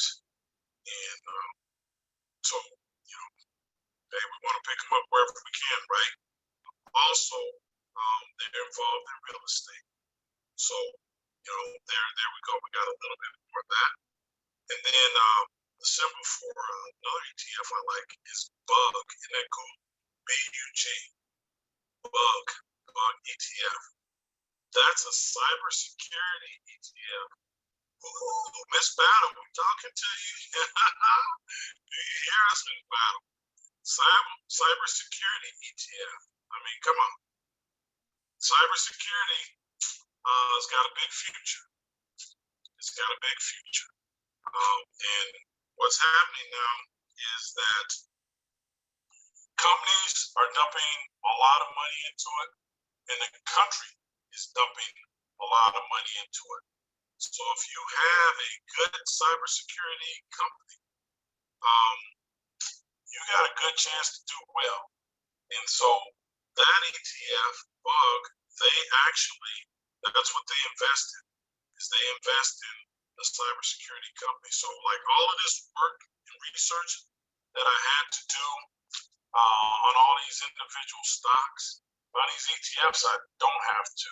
I just pick what I think is a good ETF and boom, stay out of the way.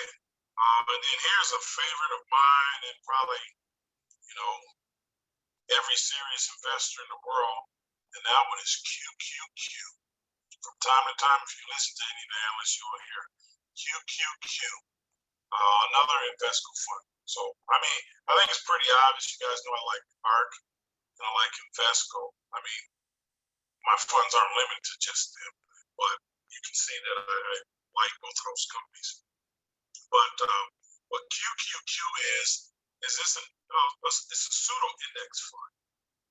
But what it does is it takes out the 100 largest financial companies. So it's heavily tech-based.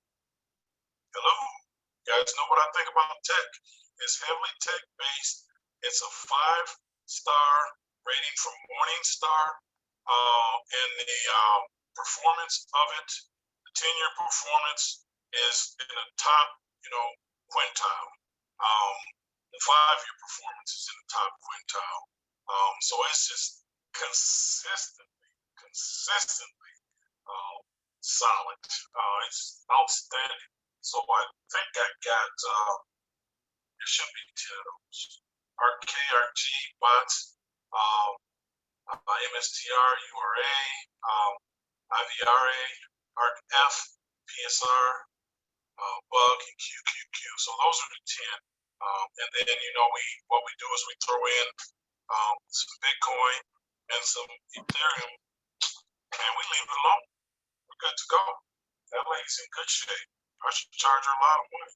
This is one gift, free game to anybody that's out there. Any idiot can take that plan and do real well.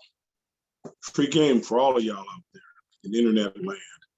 So anyway, any questions there before we get to more free game? Any questions? No questions. Oh, wait, James, Yes. are we eventually going to talk about what costs there are in investing, not besides the investment itself? Give me an example as far as like the fees or what? Yeah. Sure, generally. And I don't pay a lot of fees, first off. So in the ETFs, I do research the ETFs and so forth. And then, but the thing about those is once you research them and you're comfortable with them, off you go. So all the ones that I pick all have very reasonable fees. fees are generally in the ETFs that I just listed are generally less than 1%. And even Kathy Woods, really doesn't charge a lot for her expertise, which is like, really nice. So no big fees in the ETFs at all. And then as far as the stocks go, well, I mean, if you went to say like a Goldman Sachs or Merrill Lynch or something like that, they still have it in place where when you buy stock, you pay them a fee. And when you sell it, you pay them a fee. I did it for years. I just thought, wow, that's the way to be. You make money no matter what, whether people are buying or selling. But on places like Robinhood, and I'm gonna come straight with you, I still use it some because I transitioned some out of Robinhood into Weeple. But I still use some Robinhood because it's just easy.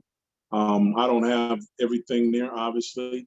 And so, like we talk about, diversifying everything. So if something happened with Robinhood, I'll be okay. It's not like I got enough in there to where it's going to destroy me. But I don't think anything's going to happen to them. And even this whole controversy played out really like I said it was going to play out. And that is they were going to get their hands slapped and move on. So they got a little fine and that's it. You don't even hear that much about it anymore. And frankly, it really wasn't even them. I mean, I know it was them that actually, prevented people from selling certain stocks and so forth, but it was really Citadel. Citadel was the big hedge fund that is like the big brother over Robinhood. And that's Robinhood's real finance source is Citadel. And so Melvin Capital was getting smashed by short squeezes. They were getting smashed, losing billions. And so Melvin Capital called their buddies over at Citadel and just said, can you have your little boys over there at Robinhood kind of call the dogs off? And so Citadel made Robinhood do that. Robinhood's the one that took the bullets. But the way that goes is, Robinhood starts whining to Citadel, that's going to make us look really bad. And Citadel's like, you know what? If I withdraw your funds, you're bankrupt and, you're homeless. So you take your pick. So Robinhood had to do what Citadel told him to do. They stopped that, got some of the money back. And the big boys, they're okay, like we knew they were going to be okay. So that thing, and then Robinhood got their little slap on the wrist. So, everybody's got a little skunky to them. They just do. But anyway, I still like a lot of other things about it because literally yesterday I went in, and this is not stuff that you guys would be doing, but I went in and I rebalanced my whole personal portfolio. That's what I did yesterday. And basically what I did was I kind of got it ready for the storm. In other words, like people down in Louisiana and so forth, they'll have like hurricane warnings. And so they're like sheltering up the windows and all that type of stuff, preparing for the storm. So that's what I basically did was reposition, rebalance my own personal portfolio for the storm. So like some of the real high swinging stuff like Square and all of that, I went ahead and got out of some of those positions, and I'll go back into them later. And I'm not going to get too far into that stuff. But on Robinhood, it was just so easy. I mean, literally, and I could like just go in and just do fractions because what I was doing so that it's easier for me to see is have the same dollar amount in each one of those particular positions. That was my method of diversifying. And so at a glance, I could look at the app and I could tell what's up today, what's down today, and so forth. So on Robinhood, I guess I said all that to say they don't charge any fees. They don't charge any fees. Webull doesn't charge any fees. TD Ameritrade, if they charge anything, it's very limited. So there's a lot of companies now that really don't hardly charge anything. this is, in my opinion, the best time ever for investors because the entry level is so easy. So there's no excuse not to get involved. So as far as fees, the fees should be like hardly any fees at all. Really shouldn't be. Does that help you with your question? Yes, it does. Okay. Any other questions? Okay. Let's move on. So what we're moving on to now is Free Game Friday. Woo-hoo. So we got a little free game with credit hacks, free game with investment hacks, free game with income stream hacks, as well as real estate hacks. So let's start out.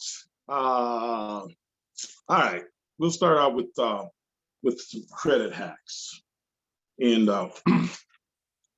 real quick. Okay, first of all, you guys know my preference. My preference is ideally not to take any shortcuts with it. Go in and suppress the secondary bureaus. Then after you suppress the secondary bureaus, go in and send your dispute letters and make sure you send them by certified mail. Do not put a wet signature on it. That in itself is a hack because there's a whole lot of these companies, first of all, don't know all the little particulars to still charge you a lot of money. And even if they know the particulars, they charge you a lot of money. So that in itself will take you a long ways. Keep a independent, separate file, okay?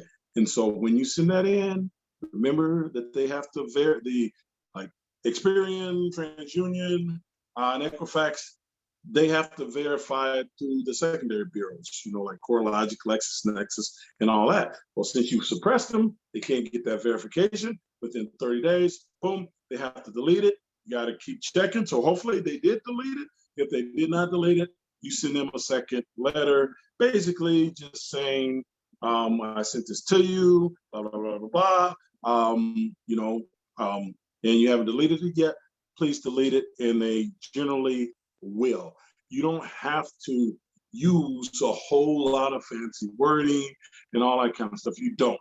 There's a lot of sample letters on the internet. If you want to go by that, that's fine. I would personally change a couple words anyway, because remember, humans are not seeing these letters, okay? This is all computer and algorithm generated. And so if it just seems too cookie cutter, you know, it's a red flag to them, all right? So if I wouldn't even have a problem if you misspell a couple words, I'm serious. That's one way, and that's a hack in and of itself, is to misspell a couple words. And then some people think it's a hack to post data by a little bit.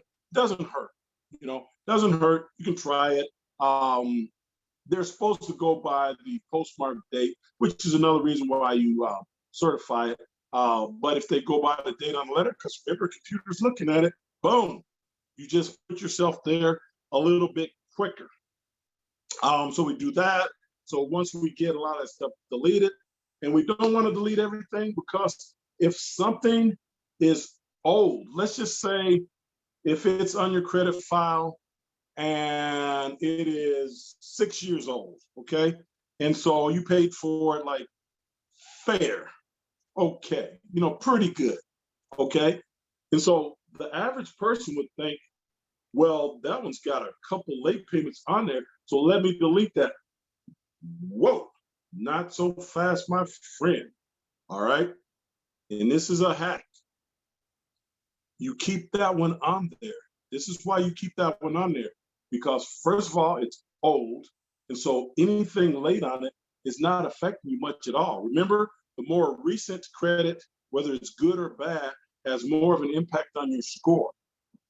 But this is the hack. The hack is the age. You want that. So if it's an older account and it's not like horrible, do not have it deleted. It's like shooting yourself in the foot.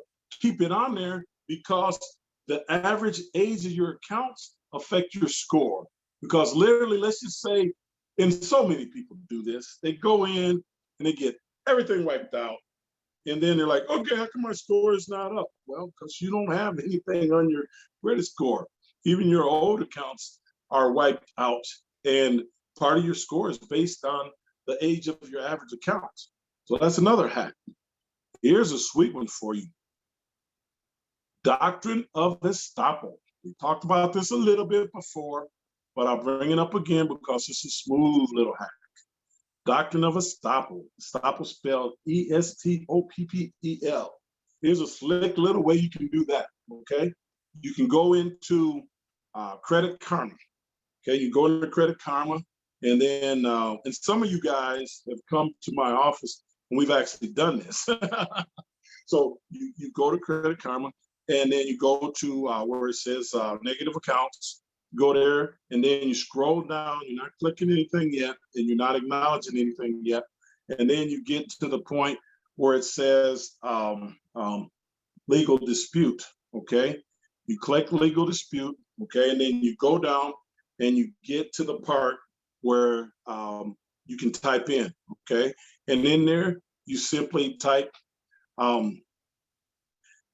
do not confirm or deny this account, okay? It is under legal dispute as to the doctrine of estoppel, blah, blah, blah, blah, blah, blah. Boom, period. That's it. The next day, that bad boy is gone. You're welcome. Let's move on to the next one. The next one is easy installment credit, okay? So some of you guys, if you got a bunch of things deleted, you're going to have to get some more things actually on your credit. And when you put them on there, you guys remember the master plan. The master plan is not to just, you know, get covered up and destroyed. The master plan is to actually have a plan for it and not let it overtake you. So I don't know if any of you guys have those slides. I actually sent the slides on a couple of the episodes that we had on credit.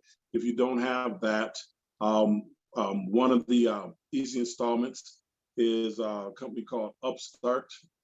And you can go literally with upstart.com. And it's a pretty cool little deal.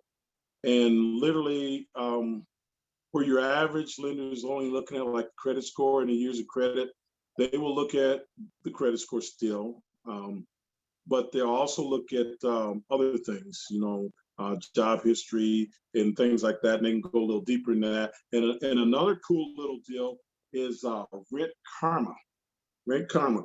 So if some of you guys, if I don't even know if I mentioned Rent Karma to you guys. If I didn't, well, here it is now. Is that for you guys that are paying rent and then you've been doing pretty well on that, then that's something that will give you a nice little boost. Now there is a little catch to it because on Rent Karma, they do have, you know, a little fee and stuff that they charge you. I forget what it is. It might be, I don't know, $100-something or whatever. So be it. If you're trying to get if you have a good rent history, you're trying to get your score up a little bit, pay them their stupid little fee. And what they'll do is they will contact your landlord people who you're renting from, get the information, and then Rent Karma will report it to all 3 credit bureaus. And that is actually correct. They really do that. That's one that I vetted because I'm like, because there's so many of these entities out here that just are just trying to just rip you off. So I'm just giving you some that I've already done the research for you. Now, obviously, if you're buying your house or whatever, that doesn't apply. Or if you've had rent issues, don't go down that road. But most people, no matter how tough things get, most people will pay their big bills first, you know, like their rent and maybe their car note and things like that. And then a couple of other little easier ones to get. I actually didn't have it in front of me, but it was blah, blah, blah, jewelry.com. It's on one of the other ones. So just flip back to it. And that's a pretty cool one. And remember, if you get something from there, then, you know, pay it off pretty quickly, please. But then it will give you that nice credit line, you know, like that 15 $20,000 credit line, and your utilization will be like so sweet. Remember, their stuff is a little overpriced, but that's all right. You already know that. So just get something that costs, $100 or whatever, and then then pay it off.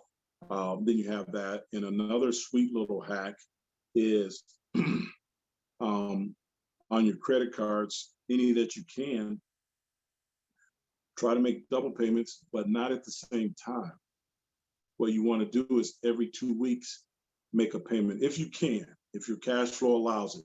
If your cash flow allows it, and this is something any of you guys can do, if your cash flow allows it, make a double credit card payment, but pay it every 2 weeks, because sometimes that cheats the algorithms and it shows extra payments. And I remember the algorithms are picking up, how many payments that you make. And that's a sweet, sweet little hack. You're welcome. Then another one is payment strategies. Okay, so that's one of them. And then another payment strategy is if you don't have any installment credit, because remember, they're rating that too. They're rating what type of credit you have. They're rating, do you have revolving credit, which is like credit cards and all that? And then do you have installment credit? Because all my using finance managers, a lot of times I'd see young people that come in and have just revolving credit, no installment credit, and it take a little longer to get them approved and so forth because of that. And that does affect your score. So you got to have some installment credit in there. But on the installment credit, this is the cheat code. And I talked about this before. I don't know how many of you guys remember. Do not pay that off right away. I mean, pay on it, make double payments, all of that type of stuff, right? Okay, however you want to do it, but don't pay it to zero right away if it's installment credit. Now, your credit cards, after 2-3 months, pay those to zero.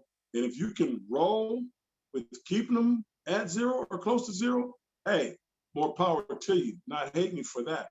But on the installment credit, if you're building for that, if you're building for maximum points, you want to pay it off in 13 months. Because remember, another thing that gives you a bounce is 12 consecutive on-time payments. So you pay it off in 13 months. That way you make sure that the bureaus, when they report, they're reporting at least 12 months. And you're not trying to pay it off in 12 months, and they're only reporting in 13, and you're looking around and you're wondering what happened. So don't pay it off before 13 months. It's cool to pay it down. We like that. Pay it down, keep the utilization good and so forth, but make that final payment 13 months. You'll reap that nowhere.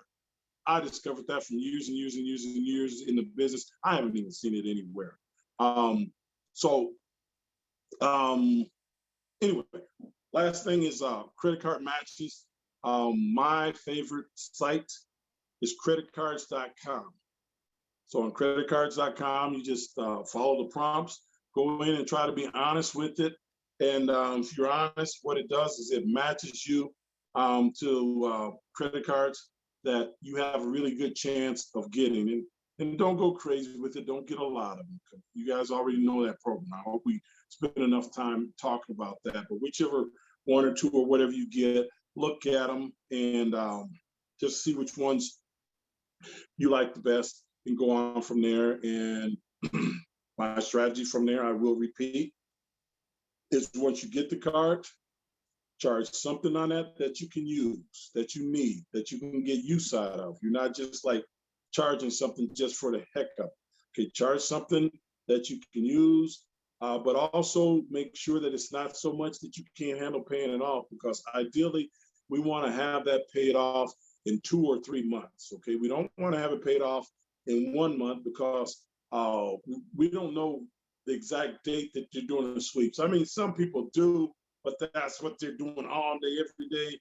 All of us, we don't know the sweep day for Chase. We don't know the sweep day for Bank of America and so forth. And so take all the guessing game out, make a payment, full payment every 2 weeks, try to pay the whole thing off within 3 months, then it'll be down to zero and you'll get a nice little pop. All right, so those are our credit card hacks for today. Free credit card game. Any questions on that before we go to the next hack? No question on that. All right, so everybody's got it mastered, right? All right, cool. All right, so the next one we're gonna do is we're going to go with the investment hack.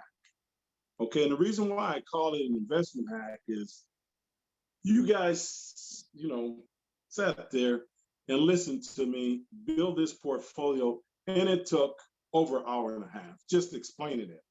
So if it took over an hour and a half explaining it, you can only imagine how much time I have invested in doing all the studying and everything. And you know what?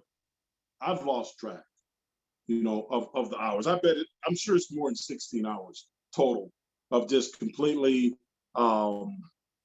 researching all of that. But that's fine because, I pay that time, but it pays me back because it pays me back, first of all, with a good design. And secondly, as we talked about before, since I paid the cost to actually do the research and the homework, whenever I am having a little, turbulent time or whatever, I'm good. I mean, it's like your marriage, okay? To me, my wife, is pretty much the greatest thing on earth. Her and my kids, to me, pretty much the greatest thing on earth. But every once in a while, you guys all know that, there will be times where maybe a given day, maybe the level of anxiety or stress maybe goes up a little bit, okay? Because of whatever. It could be anything, okay? It could be anything. It could be a misunderstanding, communication, whatever. It could be men are from Mars, women are from Venus, okay? It could be any little thing. But what's the main thing? The main thing is I know that I am in a very, very, very fortunate position to be married to the queen that I'm married to. And so did I have a little turbulence, a couple of days ago or whatever? Yeah, so what? Okay, I'm comfortable riding through those little points of turbulence because I know, I know what I'm into. I know what we're about. I know what she's about. I know where we've been. I know where we're going. So that's just like an analogy for these stocks, is if you know them, you're comfortable with them, whatever. She threatens to shoot you in the foot, like my wife has done. That's right, I'm telling on her. She told me that if I ever cheated on her, she would shoot me in the foot and I would be hopping around like Kunta Kinte. So guess what, y'all? I don't cheat on my wife, all right? I'm not making that up. That's true. So next thing, anybody have any questions on that before I move to the next? Oh, yeah. Hold on. We can get all the way through the investment hack. So on the investment hack, what that is just something quick. In other words, you don't want to put a whole lot of time into this. You just want something that's quick, put it there, leave it alone, and watch it sing. Here you go. You only put 5 things in there. So let's just say, for example, let's say you're going with $1,000, okay? You want to put $1,000 in something. You're not going to go through 16 hours of research. This is what you do. You put $200 in each one of them. You know what's number 1 on the list? Bitcoin. Put $200 in Bitcoin. Boom. Number 2, Ethereum. Put $200 in Ethereum. Okay, boom. Number 3, put $200 in QQQ, the ETF. All right. Look at Morningstar. 5-star rating, one of its highest funds, consistently banging. You guys can't manage it better than that. These cats over in Invesco, they're cold, all right? They're cold. They know what they're doing, and their track record is transparent and it's solid. Number 4, put $200 into ARK K ETF. You knew it was coming. You knew it was coming. The girl, Kathy Woods. If it's down a little bit now, that's cool. That's a good time to put it in. She's still going to roll. So if she doesn't do 174%, maybe she only does 60%. 60% is like really, really, really good, okay? And then number 5, put $200 into IVRA. It's your real estate investment trust. Ha ha ha ha. We're getting that dividend. Plus, we're involved in real estate. And what do they say about land? They're not making any more of it.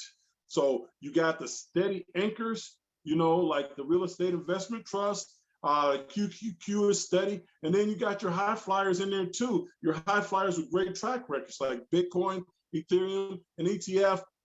That's your investment hack. You do that, that should double in a few years easily. And you didn't even do that much. You're welcome. Anybody got any questions before I go on? No questions? Wow. I'm gonna give you another 10 seconds. Come on. Somebody's gotta have some kind of question. All right, let's move on to hack number 4. And that's the income stream hack. This is some game for you, okay? Because I know a lot of y'all, well, not a lot of y'all, some of y'all listen to presentation after presentation after presentation, YouTube or Instagram or so forth, trying to get a little bit of game. And what do? You know, they give you just enough to try to pull you in to sell you something, okay? So here, let's give you some real game that you don't have to buy anything for. So what I have here are 1, 2, 3, 4, 5, 6, 7, 8. No, let's call it 7 because one of them is duplicated. Different income stream ideas. Okay, first of all is t-shirt business. Okay, some of you guys are involved in the t-shirts, and some of you may or may not. But and there's a whole lot of people involved in it, and that's fine because if you got something that's creative, something that's good, you know, people will still want it. And the entry level is pretty easy. So everything, for the most part, we're talking about have a pretty easy entry level. On the t-shirt thing, we got one of our daughters. She does it through Etsy, and she's rocking it. Okay. Matter of fact, a couple daughters are rocking it through Etsy. You can buy the machines. You can buy them yourself. Me and my sister would price them out, and that's probably something I'm going to do. I mean, I have t-shirts, but I'm probably going to go ahead and get the machine at some point. Shirley Holmes, I hope you're out there. I mean, Shirley Perry, hope you're out there. We got to get that machine. The machines are like less than $500. I think they're like $300, $400, $500, and you can just print your own. So there's one idea right there. Number 2, mobile notary republic. Oh, let me repeat that. Mobile notary. Okay. So all of us at some point have needed a notary republic for something. Okay. And we all just assume, oh my God, you got to have all these fancy credentials and probably cost a whole lot of money to get it and a lot of red tape. Anybody can be a notary republic. All you got to do is you send in the form. You can apply.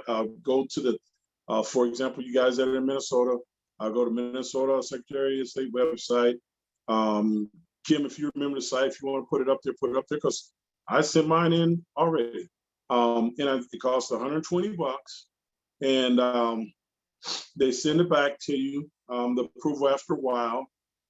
And once you get the approval, then you have to go get your stamp. And you got to pay a little bit of money for the stamp. And the stamp might cost, don't quote me on this, it might cost $80, $100, $120 maybe for your actual notary stamp.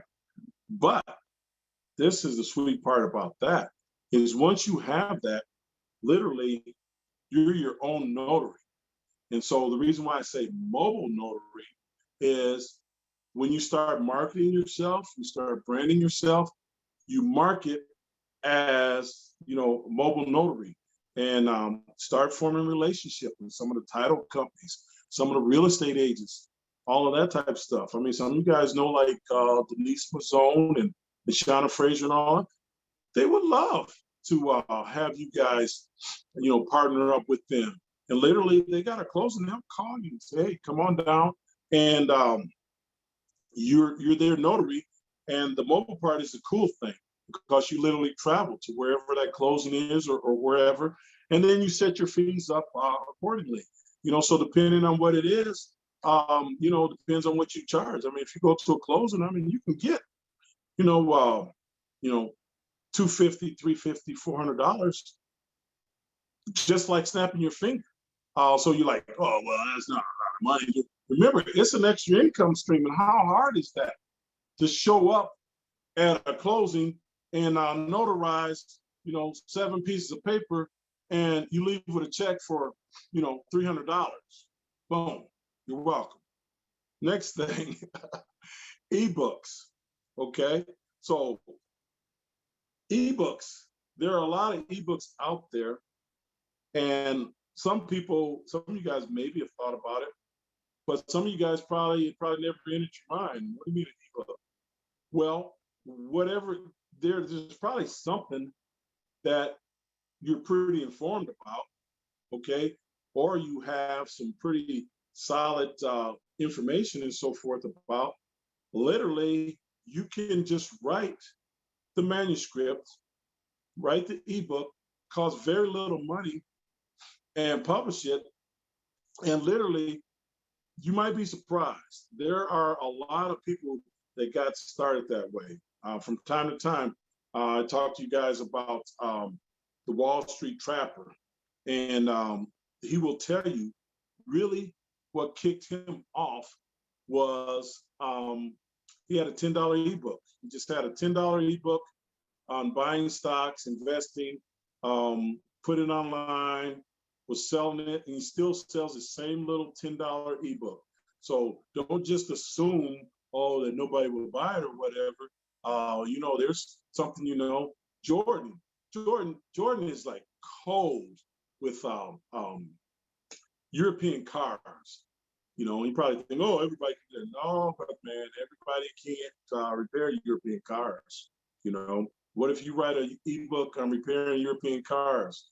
They can go online, pay $25 for your ebook, or take it to the dealership and pay $4,000. Guess what? That ebook is looking pretty good to them.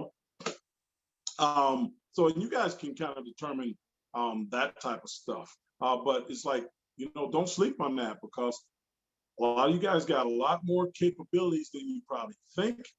And will be surprised. So just think about what is it you're good at what is it that you know some things about that you can maybe share that might be helpful for somebody else, because a lot of times when they buy those ebooks, they're buying them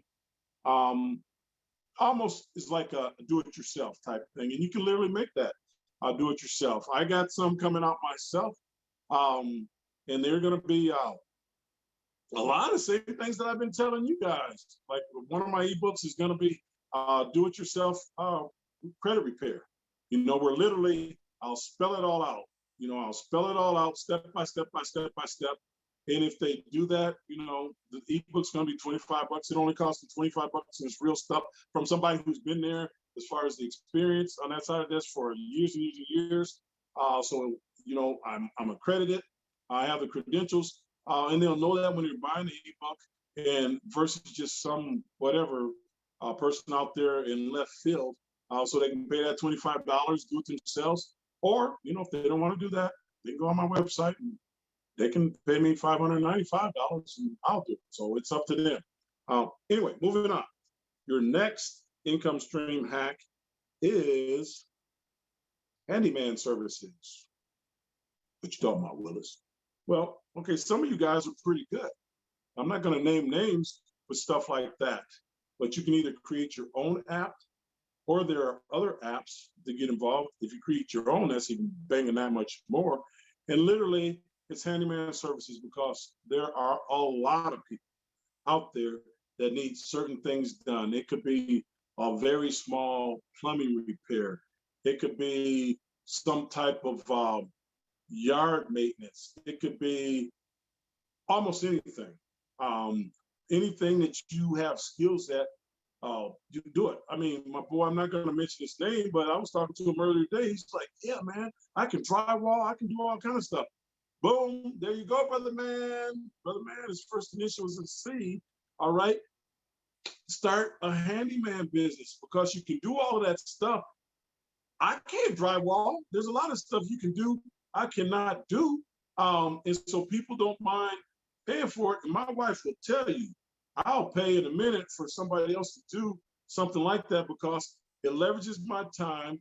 And that's not my lane. I know that. I understand that. You know, I'm the same guy where my loving dad flat straight up told me, he said, son, I am glad that you got a lot of book sense because if you had to make a living with your hands, you would starve.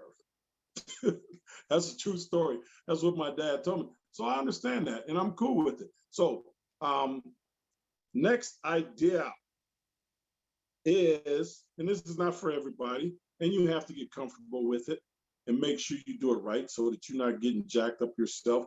But some of you guys got real strong credit and you can literally sell trade lines on your credit.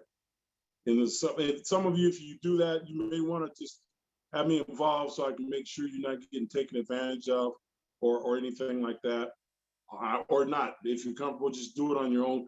But you can sell trade lines. There's a guy, he goes by the moniker Him 500. I cannot think of his first name right now. And he's a big Instagram guy, and this dude is worth hundreds of millions of dollars. I wish I could find his name. I'll figure it out. But I think it goes by Him 500. And the stuff he does sounds kind of out there, but he has been making it work. And one of the things that he does is his own personal trade lines.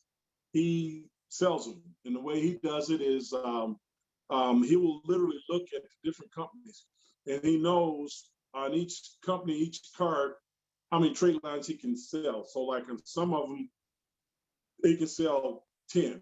I forget which company it is. I don't know if it's Bank of America or whatever, but don't quote me on that. So say if he can sell 10, so what he'll do is he will sell 10 of those at $600 and he will set the people up for 60 days. And so you go 10 for $600, that's $6,000. And so that's only on one card.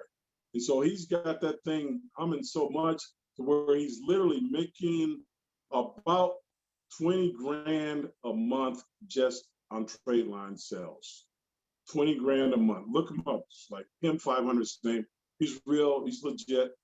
I mean, I'm not doing anything like that. I mean, but some of you guys can start at like a smaller level, and it's just an idea. That's all it is. Nothing you have to do, but it's an idea, and it's proven to work if you do it correctly. Next one is consulting services.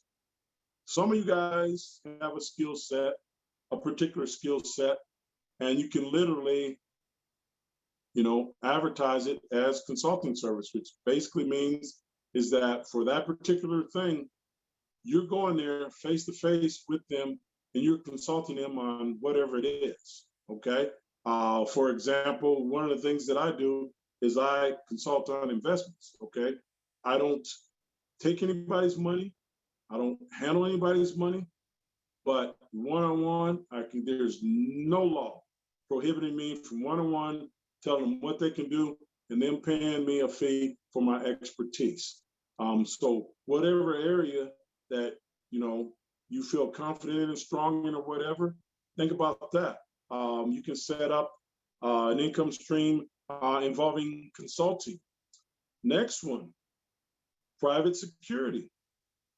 And you're like, what you talking about? Don't I need like a big fancy security company and set up all these contracts with these places and all that? Not necessarily. And who can do security?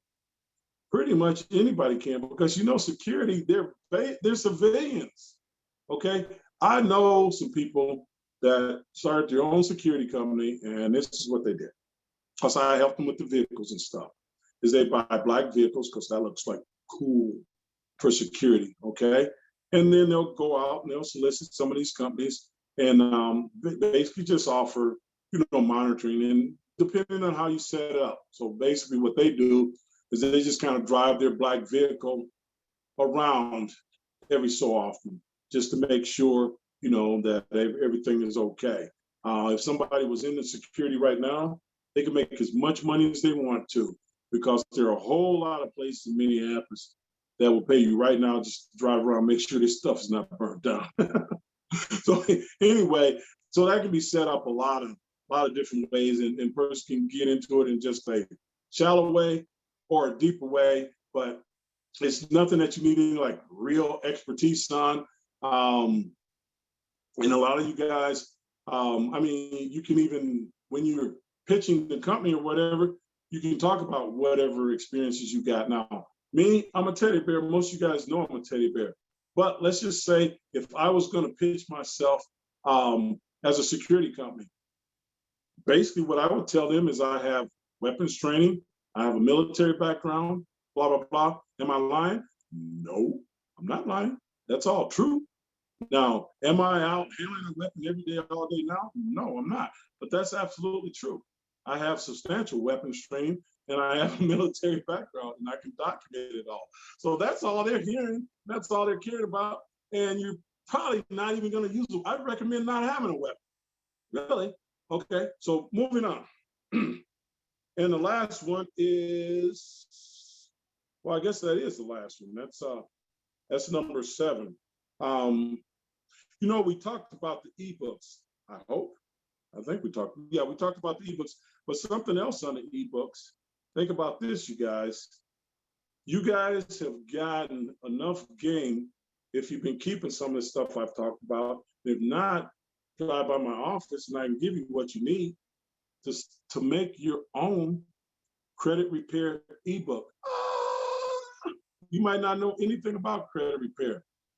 I'll walk you right through it, because what do I say all the time? I said, everybody can eat. Everybody can eat.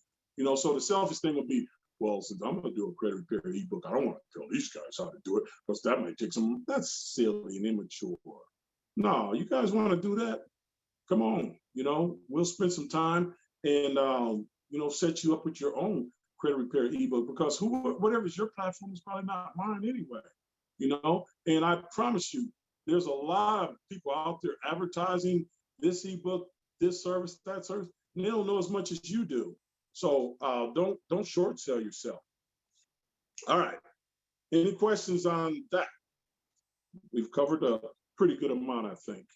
That's a lot of meat, right? Do you guys agree that's a lot of meat? Somebody?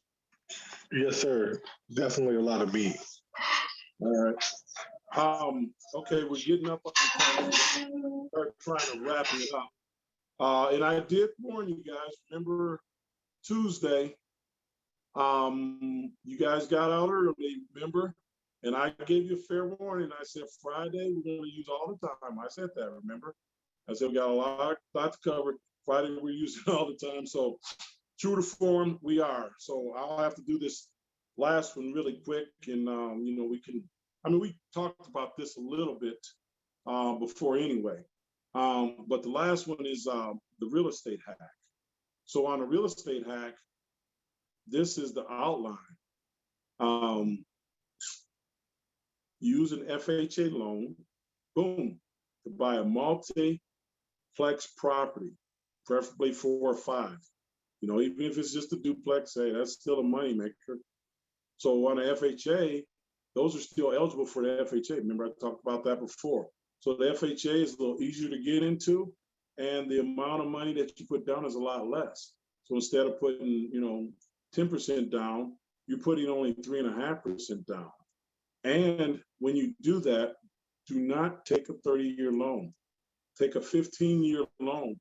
The interest rates are like crazy low right now. So take that 15-year loan because remember, you're not making a mortgage payment anyway. Your cash flow on this property is making the mortgage payment. So you're locking into a lower interest loan, and a 15-year interest loan It's lower interest than a 30-year anyway.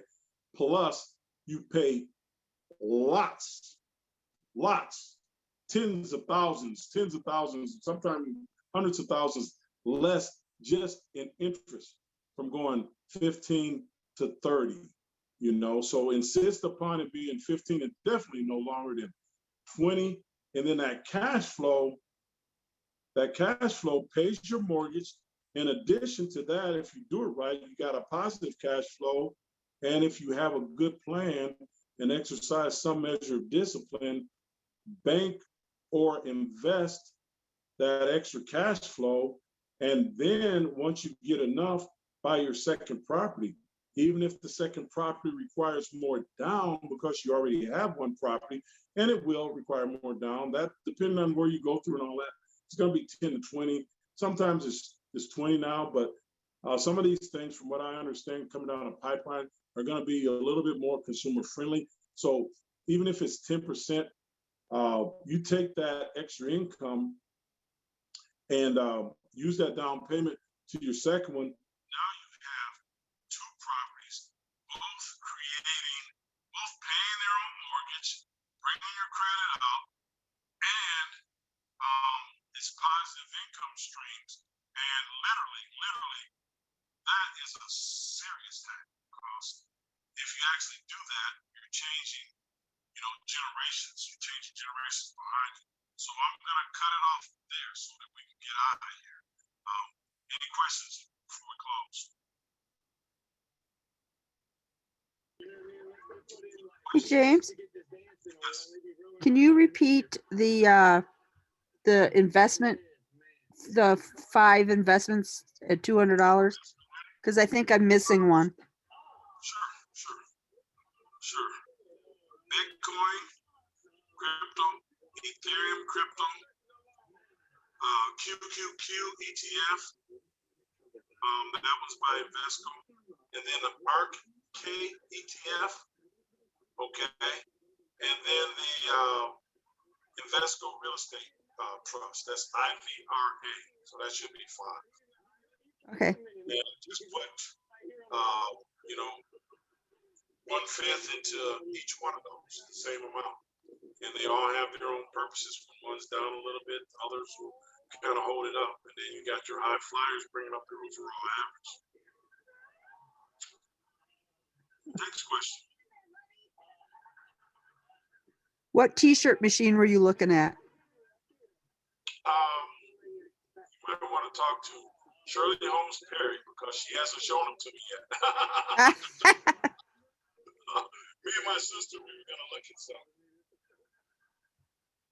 So are they inkjet printers? The t-shirt machines? Yeah. I haven't seen them yet. I'm just, my sister was telling me about some that she's got an inside track on, and they don't cost that much money. And I'm like, shoot, $300 or $400. It sounds, Yeah, let's go check yeah. them out. Sounds What was like that? sounds like inkjet or sublimation. Well, and I'll be honest with you, that's not my lane, t-shirts. So T-shirts I'm not an expert. Yeah. T-shirts sorry. is my Yep. lane. All right, so hey, let's do this, because part of our platform is trading information, okay? So if I can call you or text you in the next day or 2 or 3, Sure. then let's talk about that a little bit more, because I can learn about it. Yeah. We can look at a few little t-shirt experts. I do have t-shirts now. Some of you guys may know that, but the ones that I have, I've sent them out. I use a place called Rodriguez, and I know you guys have seen Black Lion apparel. Right. So I got all kind of Black Lion apparel. I have the hoodies, t-shirts, hats, sweaters, you name it. So I have that stuff, and I was using that mostly for like branding and so forth. But the t-shirt thing is something that I was talking to my sister about, just as far as another income stream, because remember, we're all trying to generate as many as we can. So some of you guys that are really into that, hey, I'll be getting game from you. Yeah. Well, there's a new technology coming down the line that you might be interested in.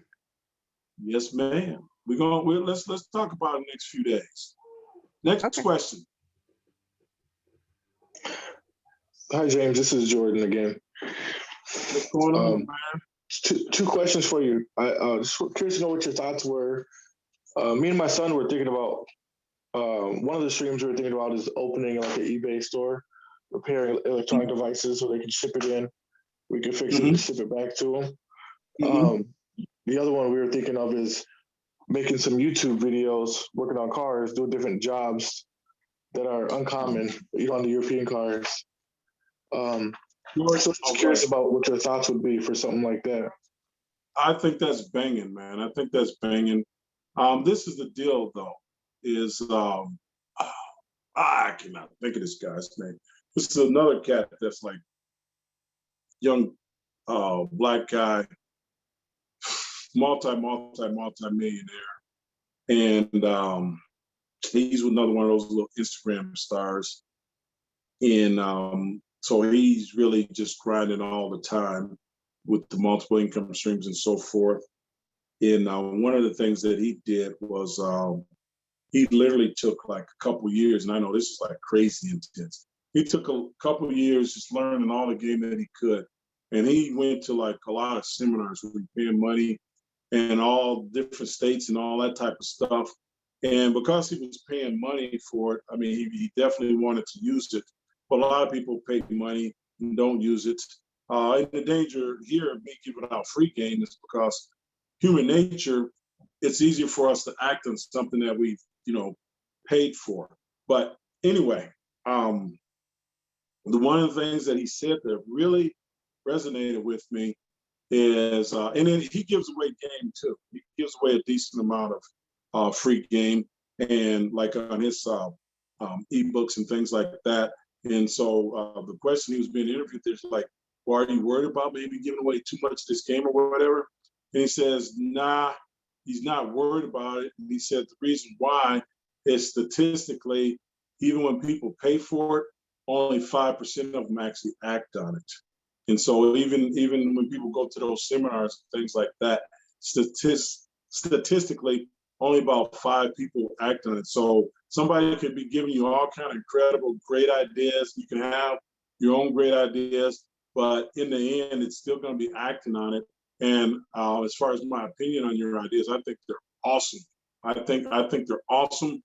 I think if you do them, they pretty much can't miss. Particularly, the videos, because I was leading to that. Your skill set, not that many people have. I told you that a while ago when you came out to my office, is that the things that you can do, man, there's only a certain amount of people in the state that can actually do that. Does that help you? Yes, sir. Yes, sir. Thank you. All right. Next question. No more questions? All right, y'all. All right. I think we had a pretty good sized audience, I believe. Didi, how many do we have tonight? Am I looking at the number right? Yes. 27? 27. You see 27? Or what are you seeing? I see 12. Oh, okay. Well, that's all right. 12 people got some good information. All right, you guys. Let's close out. We will see you Tuesday. And you guys get a stock. You don't have to talk about it long. You can talk about it 60 seconds. You don't have to get deep into it. Just general things that you like about it, okay? And I'm not going to twist anybody's arm and make you speak on Tuesday. However, I do believe that it would be a good thing if everybody picked out a stock and said something. We're not judging you, or we're not trying to put anybody on the spot at all. We're just trying to lift everybody all up together, okay? All right, so Tuesday, you guys got your stock presentations. You only have to pick one. If you don't pick a stock, pick an ETF. Shoot, you may want to pick one of the ones I already told you about. Wait, Okay, question. that's fine. What was that? So, what are the things that we're supposed to be presenting on? Just what? On Tuesday, you got to find a stock that you have some interest in. or an ETF that you have some interest in, research it, and then Tuesday's class, everybody will have about 60 seconds just to say why they think it's a good investment idea. That's it. It's not that complicated. And I know some of you guys are shy and all that, but there's a rhyme and a reason to it. Remember what I said after 17 weeks, we all should be to the point to where we can fly on our own, we can hunt on our own. So maybe it's a little pain giving that stock presentation or ETF presentation in front of everybody. Not trying to be punitive, but I really firmly believe that it helps, because anytime you're presenting something, you're retaining a lot more of it. Okay? All right. All right. So you guys be blessed. I appreciate you all. And I'll pray for you. You pray for me. All right. So until next time. Peace. God bless. Thank you. Have a good weekend, everybody. Thank you.